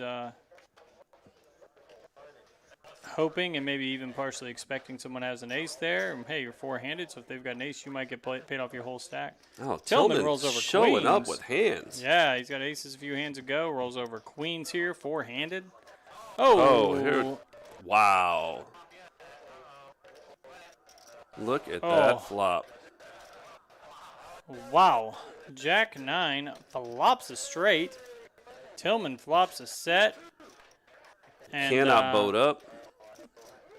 Yeah, Tillman, our own Jean-Paul Sartre, he's going to go have an existential meltdown of some sort. He's going to tell Simone de Beauvais all about it and probably have a cup of coffee. Yeah, at least a cup of coffee. Scored himself $1,000, $1,035 though. Or no, sorry, $760. Yeah, fourth place, $760. So these stacks, there's a lot of playability in these stacks. This three-handed match could go for a while, and could get pretty interesting, especially if we've got some guys that. Especially if Godfather keeps picking up Ace King. Yeah, Ace King off under the gun. I don't like this flat. Is that what I see there? He's the big blind, sir. Oh. Then I am incorrect. There we go. No, I wouldn't like that flat either. Late position there makes it 42K. Shane with 5 deuce suited says, let's move on to the next hand. Does not do the, hey, these two are probably live. Yeah. They'll never see this coming. That is Houston poker thinking right there. 5-2 suited. How many times do you hear? I just knew that if I hit, you would never expect it. You are right. Tap tap.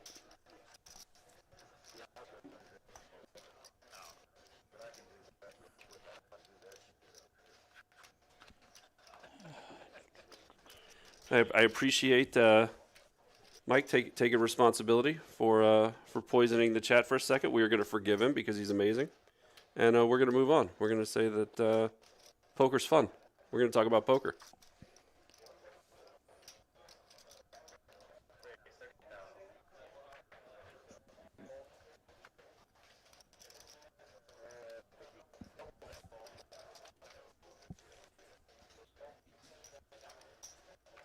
Even though that hand is one of the things that nobody likes about poker. When nobody has anything, everybody just folds, and we move on. Yeah, three-handed. I mean, play becomes really interesting in three-handed to me. This is a part of the game I've actually been working on quite a bit. I mean, it becomes so difficult. Your range has to open up so much, and it becomes so difficult to not call with any decent eight. You know, I mean, it just becomes a really. Yeah, I mean, how many times do you do something like this, which is exactly correct. You open 9-6 on the button, and the flop comes Queen 9-7 rainbow, and where are you? Yeah, exactly, and that's why I'm sort of this is a part of the game I'm really trying to improve upon, honestly. Yeah, well, you just don't get a lot of reps unless you're starting games or you're really grinding and you're playing late night, keeping games alive like into the night type stuff. You don't get a ton of cash reps three-handed, and there's so much volatility in MTTs anyway that you're not getting to three-handed much. Yeah, I do know that there's some websites, I think ACR is one of them, but you shouldn't play on websites. They're illegal. You should come play at Texas Card House, Houston, or Austin, or IGV, Dallas, whenever it opens up, hopefully in October. I know on some of them there are actually like 3- and 4-handed, tournaments or like basically little shootouts just to practice, Oh, those little like the jackpot sit and go type things. That's the ACR version, I believe. Now those I don't like because you're starting with 500 chips. The blinds are way too. Those I don't love because it's just a lot of push poker. JP saying he was playing three-handed cash last night live. How did it go, JP? You wanna fire it up? Tell us some keys to three-handed because we definitely don't know. Mike's been working on it. I have not worked on it at all.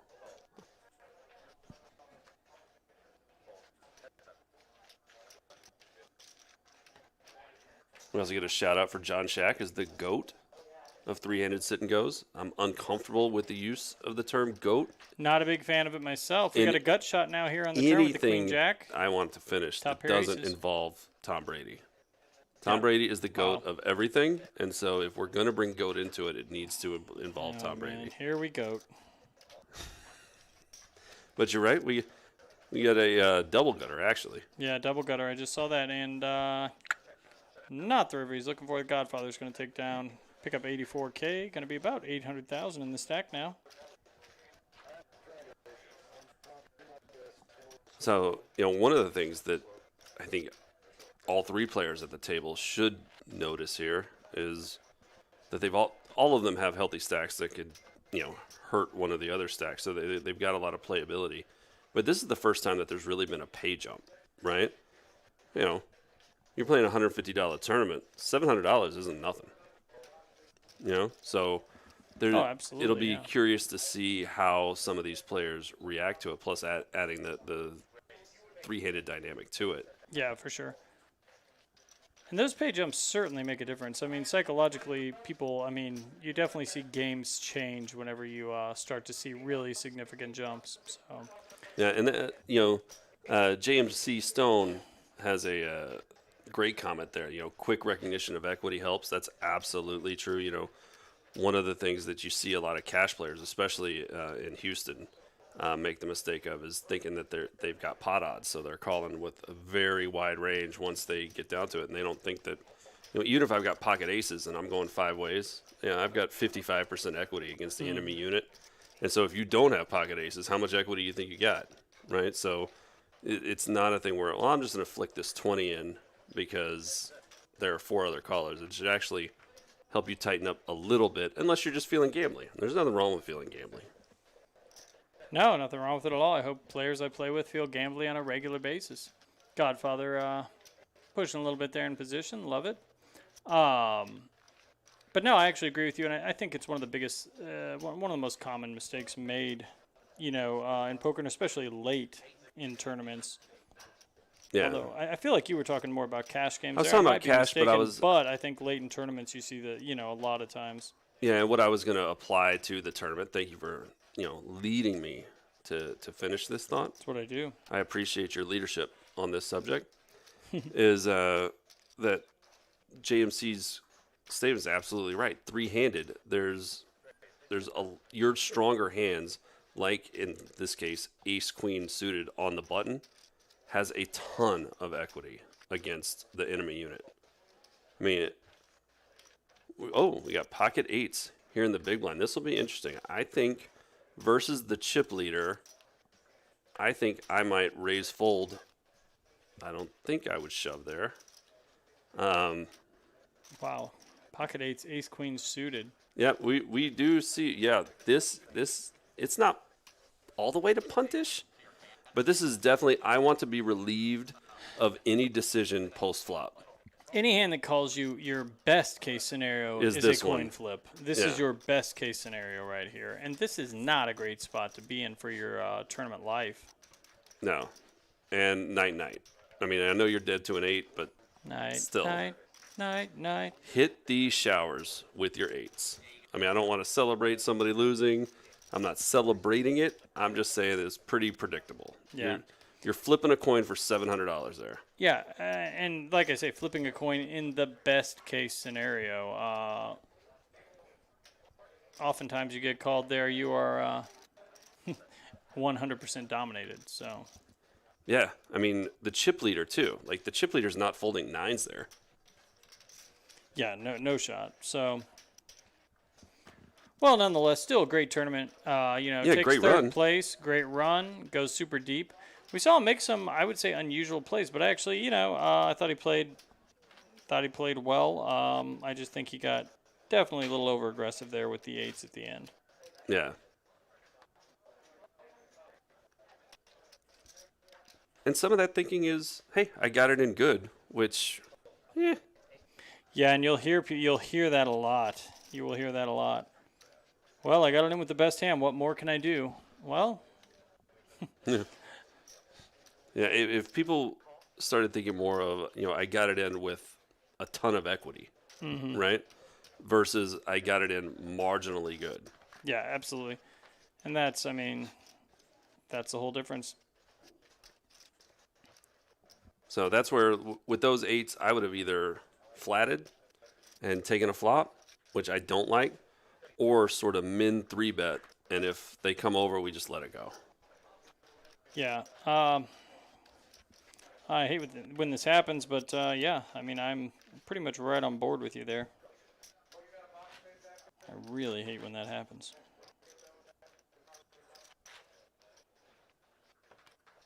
I like that we're getting some Postle references.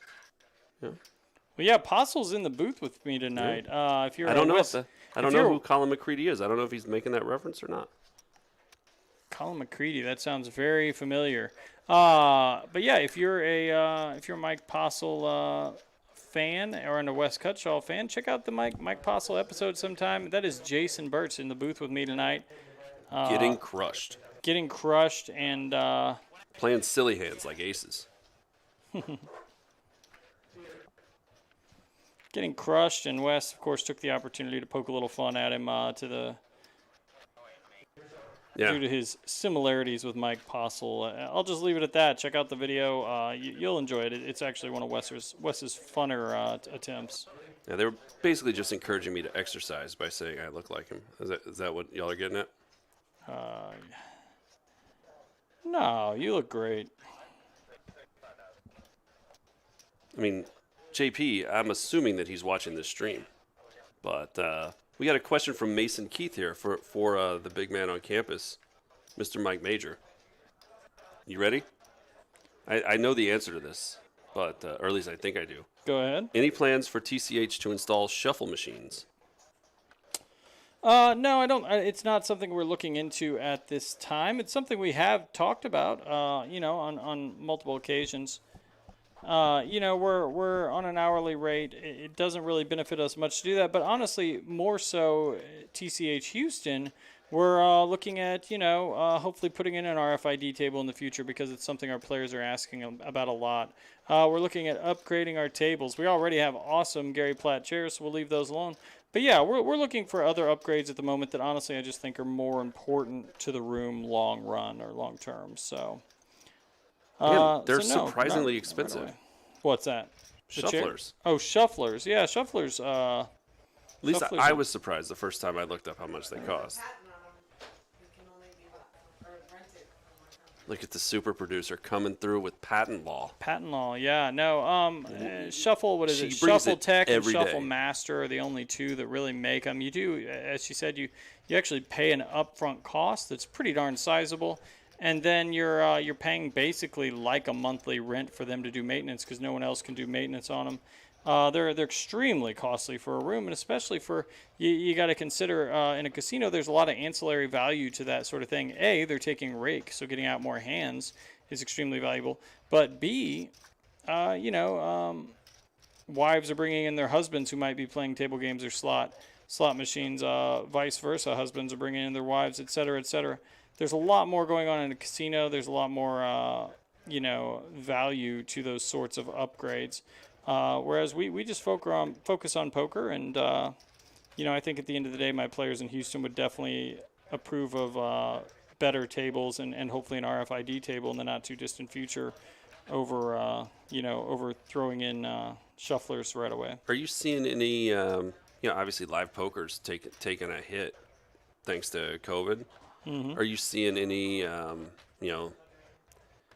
used shufflers or anything like that maybe some of the places that are hurting out in Vegas or in other places where the tourist dollar's gone down? Well, here's the thing. I mean, there are some cheaper shufflers you can buy. You can get shufflers flat mounted into tables for $700-800. The thing is, you're going to have a lot of issues with those shufflers. They are really created for home games. Now, what you're talking about, I have actually seen casinos that are selling shufflers, $12,000, $14,000 shufflers for, say, $5,000. It's still a massive. still a lot, It's yeah. still a big investment, and I will tell you right now that neither Shuffle Master or neither company will Warranty? then. Yeah, they won't warranty. They won't come out and do the work, et cetera, et cetera. So as they break down and you're incapable of fixing them, you're going to have a lot of long-term issues. So for a club like ours, that really doesn't make it really wouldn't make a lot of sense for us to, we'd be better off to buy the new shuffler. Yeah. All right, well, let's back to the action, I guess. Let's see, we've got, there we go. We've got 10-6 off on the big blind versus Jack 4. Oh, this could be a little bit of an action flop heads up. We've got trip 4s for our chip leader and top pair, but with not such a great kicker for the Godfather. I don't see this coming to, like this being the last hand of the night type level, but this could end up being a hand that puts a significant dent in the Godfather and puts Shane on a huge stack. Oh, I love this flat here twice.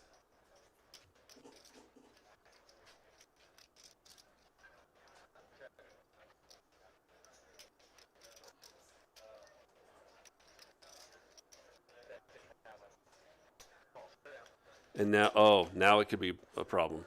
Oh, it must have hung up or something. That went way too fast. Yeah, 132K pot. Shane up over $1 million, our first tournament millionaire of the day. Now we got $1 million. almost or chips. a 2-to-1 chip advantage, which is still in the danger zone because you double the other guy up and now it flips the other way. But Absolutely, especially playing heads-up poker. I mean, your fate can turn very quickly heads up. That's for sure. And sorry, I'm back now. I was distracted there for a moment with a little club business. yeah, nice. I like it when you're distracted. Godfather raises pre-flop in position. I get so aggressive heads up. I don't know how you play, but I'm going to be so aggressive heads up. I'm going to be raising almost every hand that isn't raised by my opponent. Yeah, I sort of go the other way. Yeah. I become super value heavy. Heads up. I don't have a good reason for it. I'm not very studied in heads up. I never, I wasn't playing online back when people were playing all the All right, heads middle up. pair flopped, top pair flopped. Heads up, this could actually be a fairly, we could see some action here, especially if a deuce or a 6 hits the turn. We could really see him get. Yeah, that's why I'm surprised the last hand, especially once the 10 rolled off on the river, didn't get a little more action. It was still a big pot, but No spades anywhere, though. Now got a 4 for a gut shot for Shane. Puts him around 20% with middle pair. 4 for a gutter ball. And the Godfather with pair of 9s, top pair. Continues to bet, 50,000. and I have Shane flatted twice last hand with the trip 4s. Mm-hmm. So I think Godfather just wants to get the showdown here. I think Yeah. he knows, like, if he flopped that flush, that's the same way. Let me just check and, sort of control the pot there. And I am imagine anyway. Even though the king on the river, who knows? But I imagine he was calling most reasonable bets on the river, as a bluff catcher.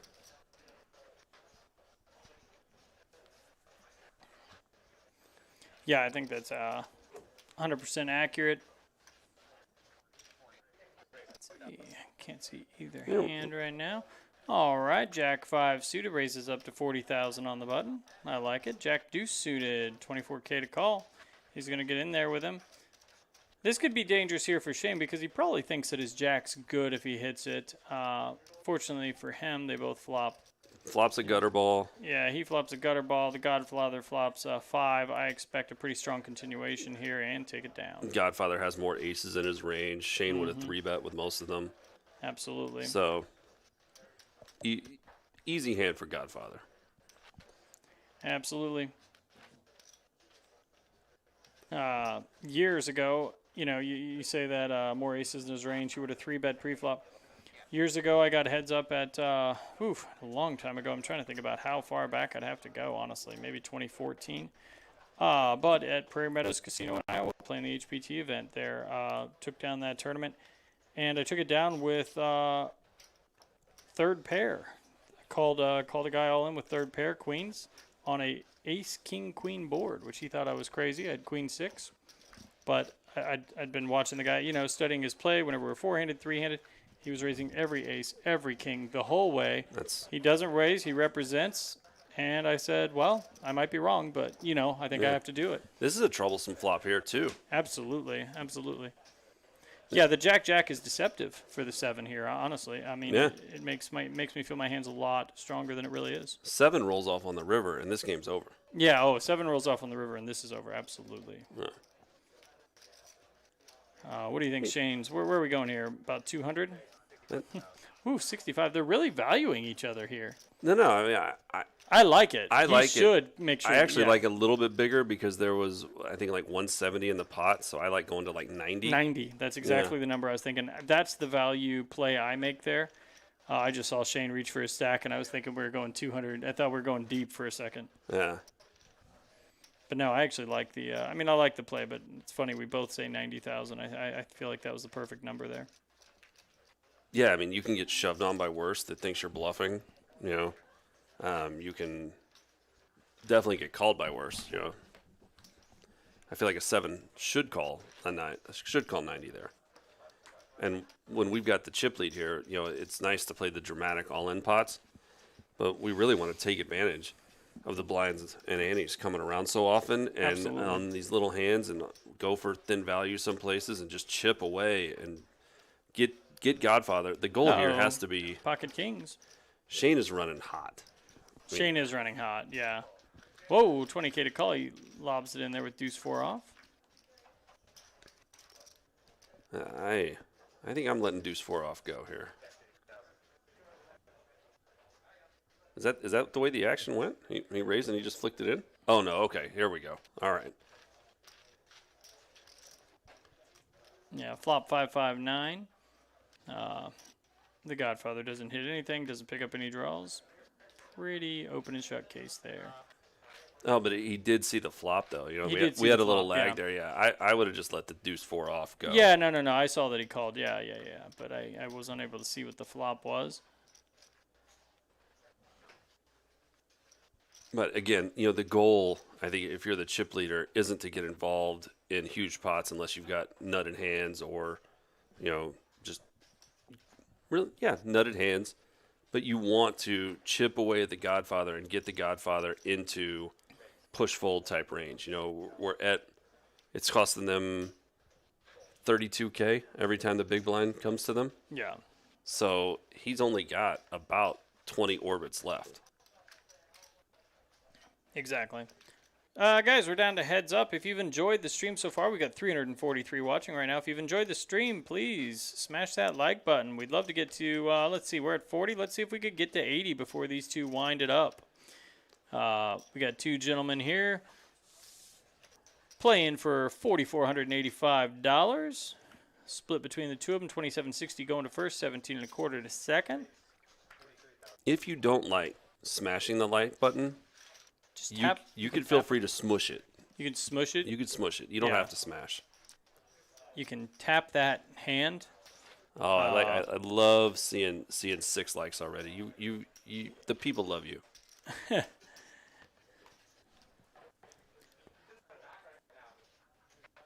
Yes, JP, this is in Austin, although you've got 2 of the crew from Houston calling the action here.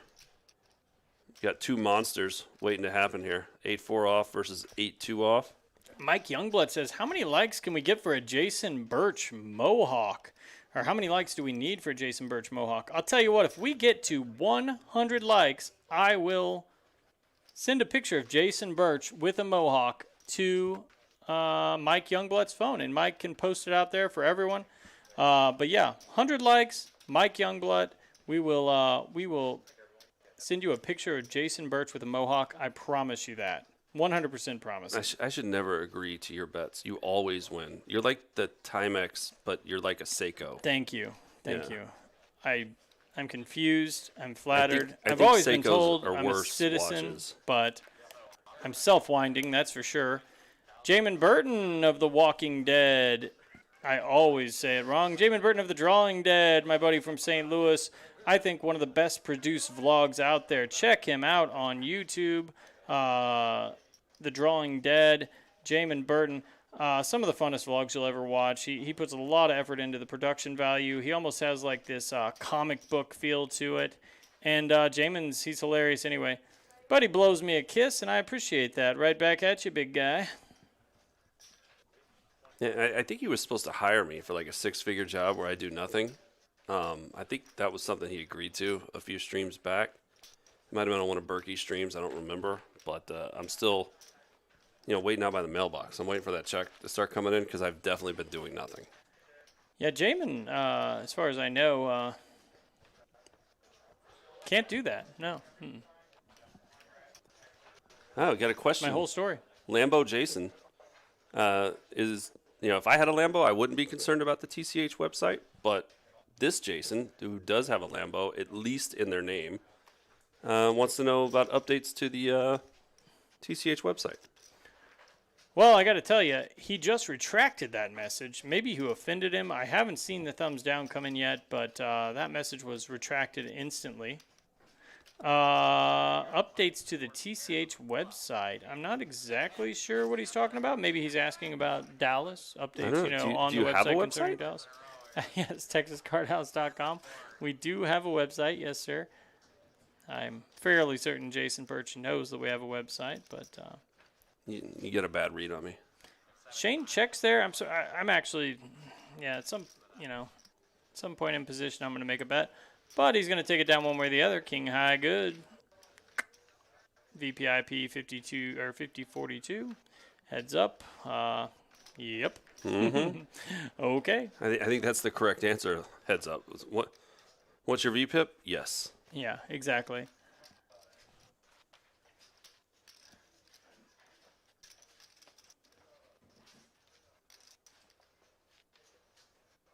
Yeah, one guy says he likes to tongue the like button. That's interesting. I don't know if that works or not on a phone. Touch Give it a screens. try. touchscreens, brother. In the age of COVID, I'm not so sure you want to be tonguing anything. We got an open with black nines, pocket nines, to 48K off our 16K open. So it looks like they're deciding to open a little bit bigger now. Yeah, absolutely. Pumping it up. Yeah, mystery cards for Shane.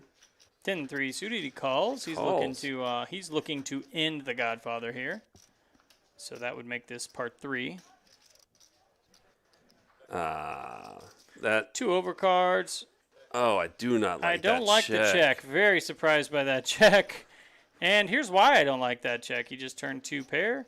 Although it put the Godfather open-ended, so it'll be interesting to see how this one plays out. You know, you see a lot of players, whether they've got pocket kings, pocket jacks, pocket nines, whatever it is, they're the opener, and they get a flop with overcards and they just shut down. And that's the clearest indication to me of people who are playing hand versus hand versus range versus range. I'm going to bet there every time because there are 2 good scare cards for my hand. That's why I'm betting. It's literally the opposite of what he's doing there. And then just fold. If you get raised, you just fold. You just say, oh, well, that was – took a shot, but I think it's a positive EV long run. Yeah. All right. John Shack says Mike Majors the Kenny Powers of TCH commentary. And we are up to 69 likes. This is getting real for my head.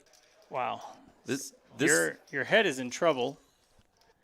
I'm a little uncomfortable with the use of the term head repeatedly when we're at 69. Looking you deep in the eyes as we are right now. What are we, 7th graders? Ooh. Maybe you didn't see John Shack's comment. Mike Major is the Kenny Powers of Keys. I'm pretty sure I need to get a parrot to repeat everything I say, so maybe Jason can catch up. We should have a bird in here. The Godfather flops second pair. Shane flops bottom pair. I think this is, whatever I was about to say was wrong, so let's just move forward. Yeah. I don't know what you were about to say, but I disagree But it was wrong. I disagree with it. I can guarantee you that. Godfather now has kings and 7s. Shane has kings and 5s. Okay. Mike Youngblood, I believe, quotes Kenny Powers. Fundamentals are a crutch for the talentless. I love it. Love it. I'm not sure. Jason McKenzie. There are a lot of Jasons. I feel like I've brought the Jasons tonight. There are a lot of them. But the time-lapse video is outdated. Can we get an updated stream? I'm not sure what that's referring to, Jason. If you could... Jason, we don't need to celebrate this. We don't need to count down 74 likes. Now it's 76. We don't need to promote this. Do not tell your friends to hit that like button. We do not want to reach 100. It'd be too many. I think somebody's a little bit worried about his hair and his image in general. I mean, I'm a grown man with children. He is a grown man. That makes bad bets. He does have children. He does make bad bets. I can confirm every word that just came out of this man's mouth. Mike Youngblood says, Mike Major will come to TCH Live booth on Monday and say, you're fucking out, I'm fucking in. Well, alrighty then. You know, I feel like I can say the F word whenever the regular host is pummeling it, just rolling it out there in the comments. So I appreciate it, Mike. JMC Stone understands the concepts we were getting across a minute ago. He says, it's not that you're betting what you got, but more like you're betting that they don't have. I don't like that way of thinking, because if you're putting them on a range and I know. Yeah.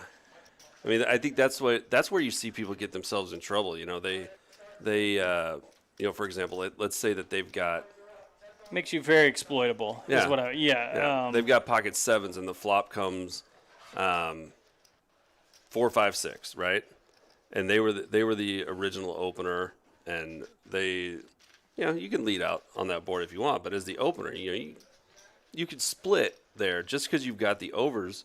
The other player has all of the sets in range, has all of the straights in range, just depending on where they are. And you don't want to just lead out every time. You want to think about who's got the range advantage, who's got nut advantage on different boards. And, you know, there's sometimes even when you have advantage, you don't want to bet, and there's sometimes when you don't that you still do. But overall, if you just, you know, there are a couple of rules that are pretty easy. If you're the 3-better and you're in position and it checks to you post-flop, it really doesn't matter. If you just spend your whole life leading out for a third pot, you're going to make money. Mm-hmm. You know, and if You bet advantage boards and play defense on non-advantage boards, you're going to make money. That was a whole lot of words from Jason. I got to say, a lot of times I just look the guy in the eye and I say he doesn't have it and I barrel in there. And, hey, give it a try. It'll work every time but once, pretty much guaranteed. And, you know, as we've said many times, it's hard to make a pair and hold them. I'm really embracing the Kenny Powers thing. Yeah, I mean, Now, what Jason's saying actually makes perfect sense. And what we were saying about the previous hand was more that, hey, if you're a pre-flop raiser, you get called, you get called by the big blind, a guy who at the time has almost double your stack, large chip lead. And the flop comes a texture that is scary, for that player. Typically, you're going to want to go ahead and make the continuation bet there. It's not exactly the same situation. we should have breaking news here. that We have a new JMC chip Stone leader. was- We was, have uh, a new was chip explaining. leader. Yeah, I actually predicted this a while ago. I thought the Godfather would eventually get there. He's making what he's doing. He's making the right moves in position. I don't see Shane making many moves. Honestly, he ran red hot for a while. He had kings. He flopped a set. I mean, And you don't want your ROI to be linked to your distribution, And so, no, absolutely, yeah, especially not at a final table, and certainly not heads up. You want to. yeah. But Yeah. even there, like where the Godfather limped, right? Once you don't get raised by the other, and you've got kings and queens on the board, like that's a range advantage board for you. I mean, most of the time they are not going to have a hand that beats you. So, you want to bet those, even though he didn't have anything. You want to bet them. Yeah, from here on out, I'd feel more comfortable if we just called him Vito. The Godfather's getting, I don't know. I'd like to know his real name. In spring, I don't know if it's still there. We used to have a pizza place, Godfather's Pizza. Oh yeah, Godfather's Pizza. Yeah. Those were years and years ago. Whenever I was a kid, I think those were popular, kind of a Northern Illinois type of thing. But Now, why don't you tell the folks who may not have experienced it because they're from Texas and they're watching? I know we've got probably a worldwide, at least perhaps an intergalactic audience for this final table tonight. well, there's 331 watching, so I Yeah. don't think that can really even be argued. Go No. ahead. So why don't you tell them about St. Louis style pizza? I learned about this a while back. Oh, St. Louis style pizza is fantastic. Thin crust. The cheese, I'm drawing a blank right now on the type of It cheese. starts with a P or something. Yeah, it does. You're exactly right. And I'm Provençal? No, that's not It's Provel. Provel. There it is. Provel cheese. It's the kind of cheese where whenever you bite into this very, and I want to say almost burnt on the bottom, but not quite, really thin but very rigid crust. And then you got this thin cheese. You got a pretty thin layer of sauce. And then they're heavy on the toppings, sausage, pepperoni, whatever. They pummel it with that. But I will say one thing about St. Louis pizza is quality. I mean, quality is what matters in terms of those toppings. I lived on the Hill, though, which is the most famous, food area of St. Louis. It's kind of the Italian section of the city, and just great restaurants, great We got pizza potential brewing here. everywhere. Yeah, I see that. But unless Yeah, we that- spike a queen on the river, nothing's going to happen. We're just going to get to showdown. Yeah. Godfather may go for thin value here, but it's not going to work out. I actually like once you're this high up. I think with the 3-2s, Yeah, that's, knowing we block most of what they had, like we would have heard from him pre-flop if he had a king. Yeah. He might have a jack. I think we check there and let him take a stab at it. I think we're going to win the same either way. But there's nothing wrong with leading out. I just think you make more over time if you check there and maybe let him take a stab at it with nothing or with a jack. Nope, 100% agree there. Somebody asked, Mike Youngblood asked, has anyone ever had Casey's Pizza, Midwestern gas station delicacy? Casey's does actually have fantastic pizza if you're just like on the road between places. Pretty good slices most of the time. Somebody said the St. Louis style pizza thin crust sounds like Papa John's thin crust. That's probably the craziest thing I've ever heard. Yeah, it's not the same. Am I remembering it wrong that they're rectangle also or no? Yeah, no, they're, square. Square, They're cut okay. into squares. And Emo's is the company that started that with the Provel cheese with the really thin crust and burning it a little. I mean, you're talking about, and again, like I say, the hill, and that's most of the pizza you get on the hill. Although we, of course, do have the, you know, the more delicacy, just over the top, overpriced pizza that you can find in any big city. But yeah, I mean, you're talking about an area of the country where toasted ravioli were invented. So we like to burn things, and we like cheese. So. Yeah. When I see you at the table, you're usually burning money. So We're usually burning money. Yeah. But in my defense, it's usually crisp, just like that pizza. Yeah. 26. I like John Shack's trip here. Visited St. Louis a couple of years ago. Downtown hotel by the stadium, which is an awesome stadium, by the way. Mm-hmm. Sat in the green seats, I believe is what he means, behind home plate. Reds versus Cardinals. Played at Lumiere and had pizza. Yeah, John, years ago, geez, how long back? Maybe 2009-ish. Yeah, I put in literally hundreds and hundreds, well, thousands of hours at Lumiere. When they first opened, that place was just bonkers action. I mean, just insane. A lot of less sophisticated players. Poker in St. Louis had always been kind of out in the county, in the St. Charles, Maryland Heights area. And whenever we brought it to downtown, suddenly you had this whole new element and all these new people trying it out. It used to just be an amazing, amazing place to play at Lumiere. And it's a small casino, but it's a nice casino. It's connected to Embassy and to Four Seasons. So, I mean, it's fairly nice. The ballpark there is fantastic. I've only sat in the green seats a couple times. The most memorable time was also the last night Juan Encarnacion played baseball. I was sitting with my friend Tony, and we were sitting right behind Torrey Holt, the wide receiver for the Rams at the time. Regardless, though, if you know what I'm talking about, the incident, the foul ball that hit Juan Encarnacion, and just, I mean, we literally thought it killed him in that moment. It was a horrible, hollow sound.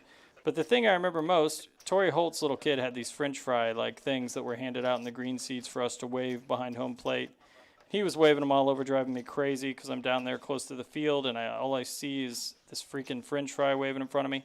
But the thing I remember most is when Encarnacion got hit in the face, my friend Tony Latta, who's now an FBI agent, and that's scary as hell, shouted out as the entire stadium took a breath. Tony screams, "He might be fucking dead." And I mean loud from the green seats. That's where the cameras are. You could hear it on TV. And Torrey Holt looked back at us and said, "Come on, man, what's wrong with you?"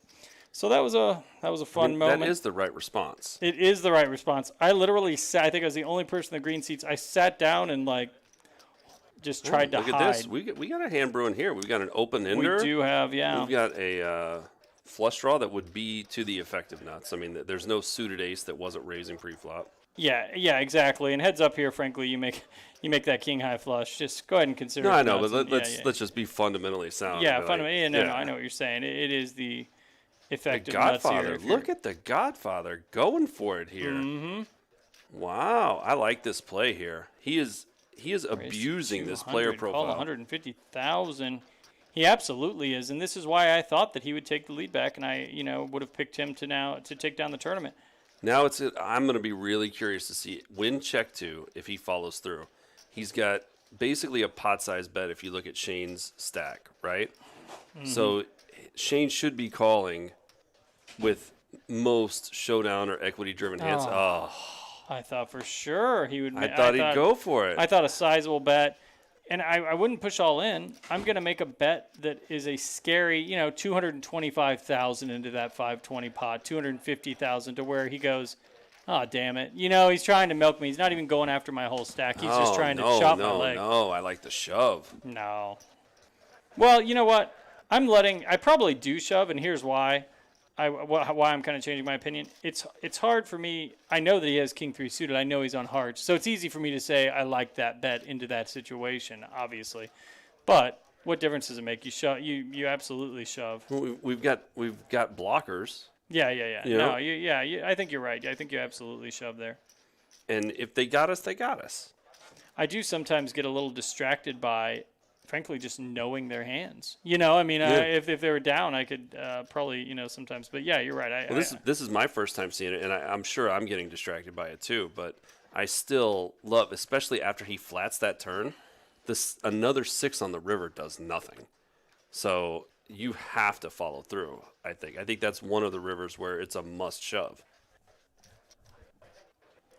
Yeah, no, absolutely. And I just, I immediately kind of rethought that. And I'm pretty sure if I'm in this tournament in that position, I'm shoving my stack. It's pretty well guaranteed. And hey, Mike, Yes. on the chat, I just we don't need anybody karate chopping the like button. We don't need any help with the like button. Karate We've chop got- the like We button. have plenty of likes. I You like guys that. don't even worry about the likes. We got a lot of them. Tell you what, if you're a Cobra Kai fan, or if you'd like to see Jason Birch's hair shaved into a mohawk, I mean, I have children. he has children. It's true. It's amazing that a man who would shave, Would who take would the make bet. make a bet like that to shave his hair into a mohawk, could have children. Maybe adopted. But I mean, we've never DNA tested them. that's true. That's true. We never have. She's asked me several times if we should. Oh, you mean you? Oh yeah, we got a little bit of a flop. Oh, there we go. Oh, I mean, I don't boy. think it's gonna matter when Shane's got 8-2, but we do No. have, on the flop we had second pair versus a flush draw. I mean, the only way this is real. Oh, but Shane's Shane, gonna fire. this is part of the problem sometimes. And you see the way he threw that down. I Yeah. feel like he knows he's been getting pushed around Mm-hmm. a little bit, and you see. I don't want to be. I'm not trying to be rude to Shane. Obviously, I just sometimes you see some of these like spaz Did he moves. say all in? Oh, I wish he hadn't gone all in. No. I wish he hadn't gone all in. He has again the effective nuts here. There's no way I go all in there. I just call there. I let Shane catch up. Whatever he, Absolutely. Uh, Like, what are you worried about? There's no Yeah, pair on the board. There's absolutely. no that's one of the times where you could tell. That's the first time that Godfather's kind of let us down. He's played great today, and that time right there, he needs to be thinking. Take that extra time to think that he took earlier, right? Mm-hmm. And think like, what am I targeting? Like, unless he has exactly a set, which pre-flop action would indicate he didn't. that he doesn't. And if that's the case, that's the case. I mean, you you risk that board. I mean, that's part of poker, part of heads up poker. I mean, Yeah. he had the effective nuts. Just call there. Oh, you don't know what he has, but if an 8 or a deuce hits that river, you're getting paid off. I feel like whoever gave us the down thumb, like that takes away a like. So we have to get to 101 likes. It does feel that way, but that was not the bet, sir. Oh, what? Wow. Wow. It's all right. This is can they deal split money? I don't know. Can they chop?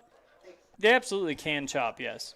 Yeah. I was making the argument earlier, and I don't know, I kind of feel like they shouldn't be allowed to chop. Now, maybe a chop, but I still think they should leave something up top just for the sake of the stream. Even if it's just $1,000. But how would they do? I mean, the pay jump is $1,000. No. I mean earlier in the. Yeah. I mean you wouldn't want to see a 5-way chop on this stream, obviously. Right. So I kind of feel like there shouldn't be a chop in those available in those situations. Or if it's a chop, that's fine. But then you have a shorter amount and you play for a reduced prize pool. But at least then we have something to watch. We got more dislikes, so I mean the bar keeps getting higher. So we're at 104 now. We need to get to 104.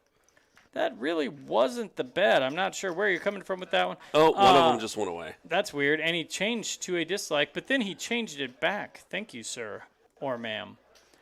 John Shack says Daniel was the real villain from Karate Kid. Johnny did nothing wrong. Wow. Wow, He that's- swept the leg. He did sweep the leg. How do you sweep the leg and not be the villain?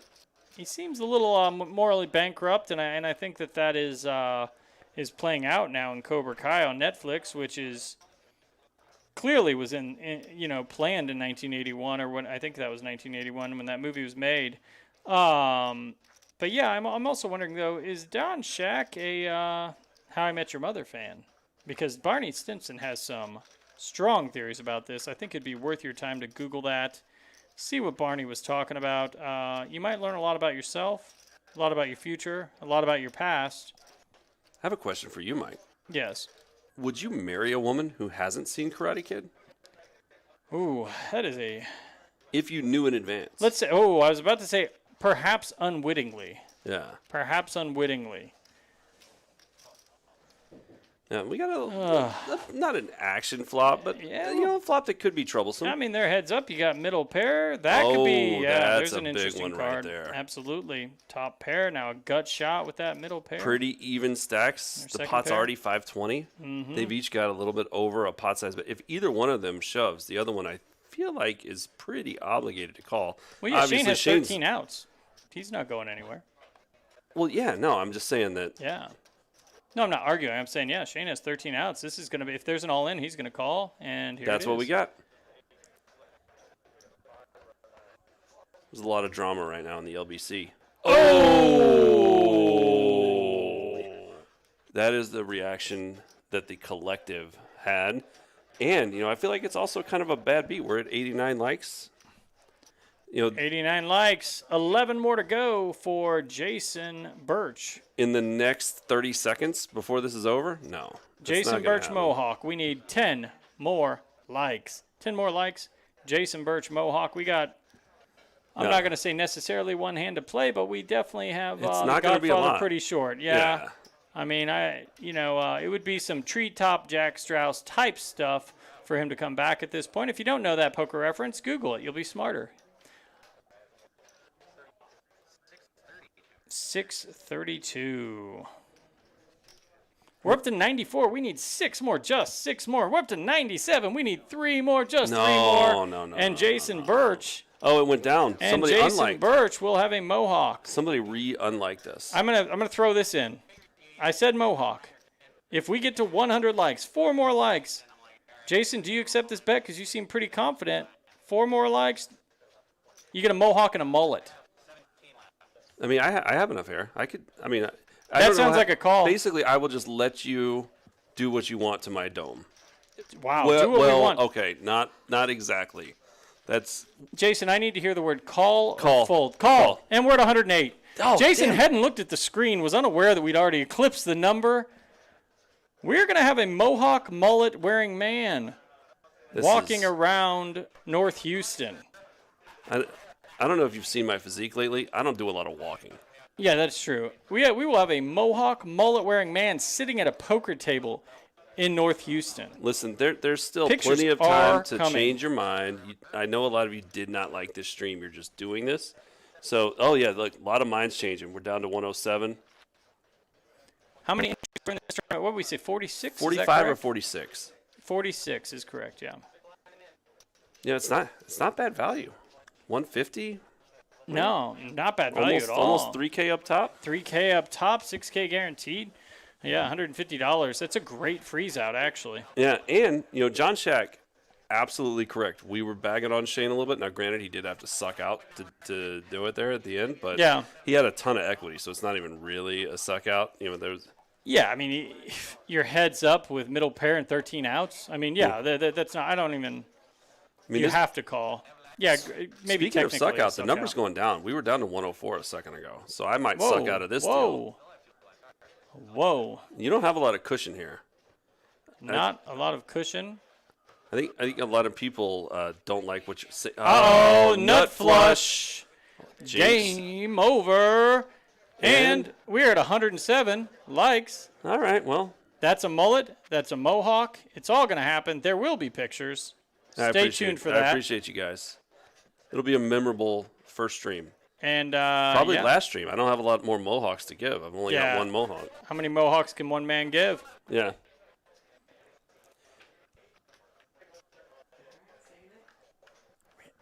Good night, everybody. I think we're done. You and I Alrighty. are done. Back tomorrow night. 2760 goes to Shane. We want to congratulate him. We want to encourage everybody to come out to Texas Card House Austin for some great action and some great tournaments just like this one, as well as TCH Houston and TCH RGV. Best actions here in Texas. Everything's bigger.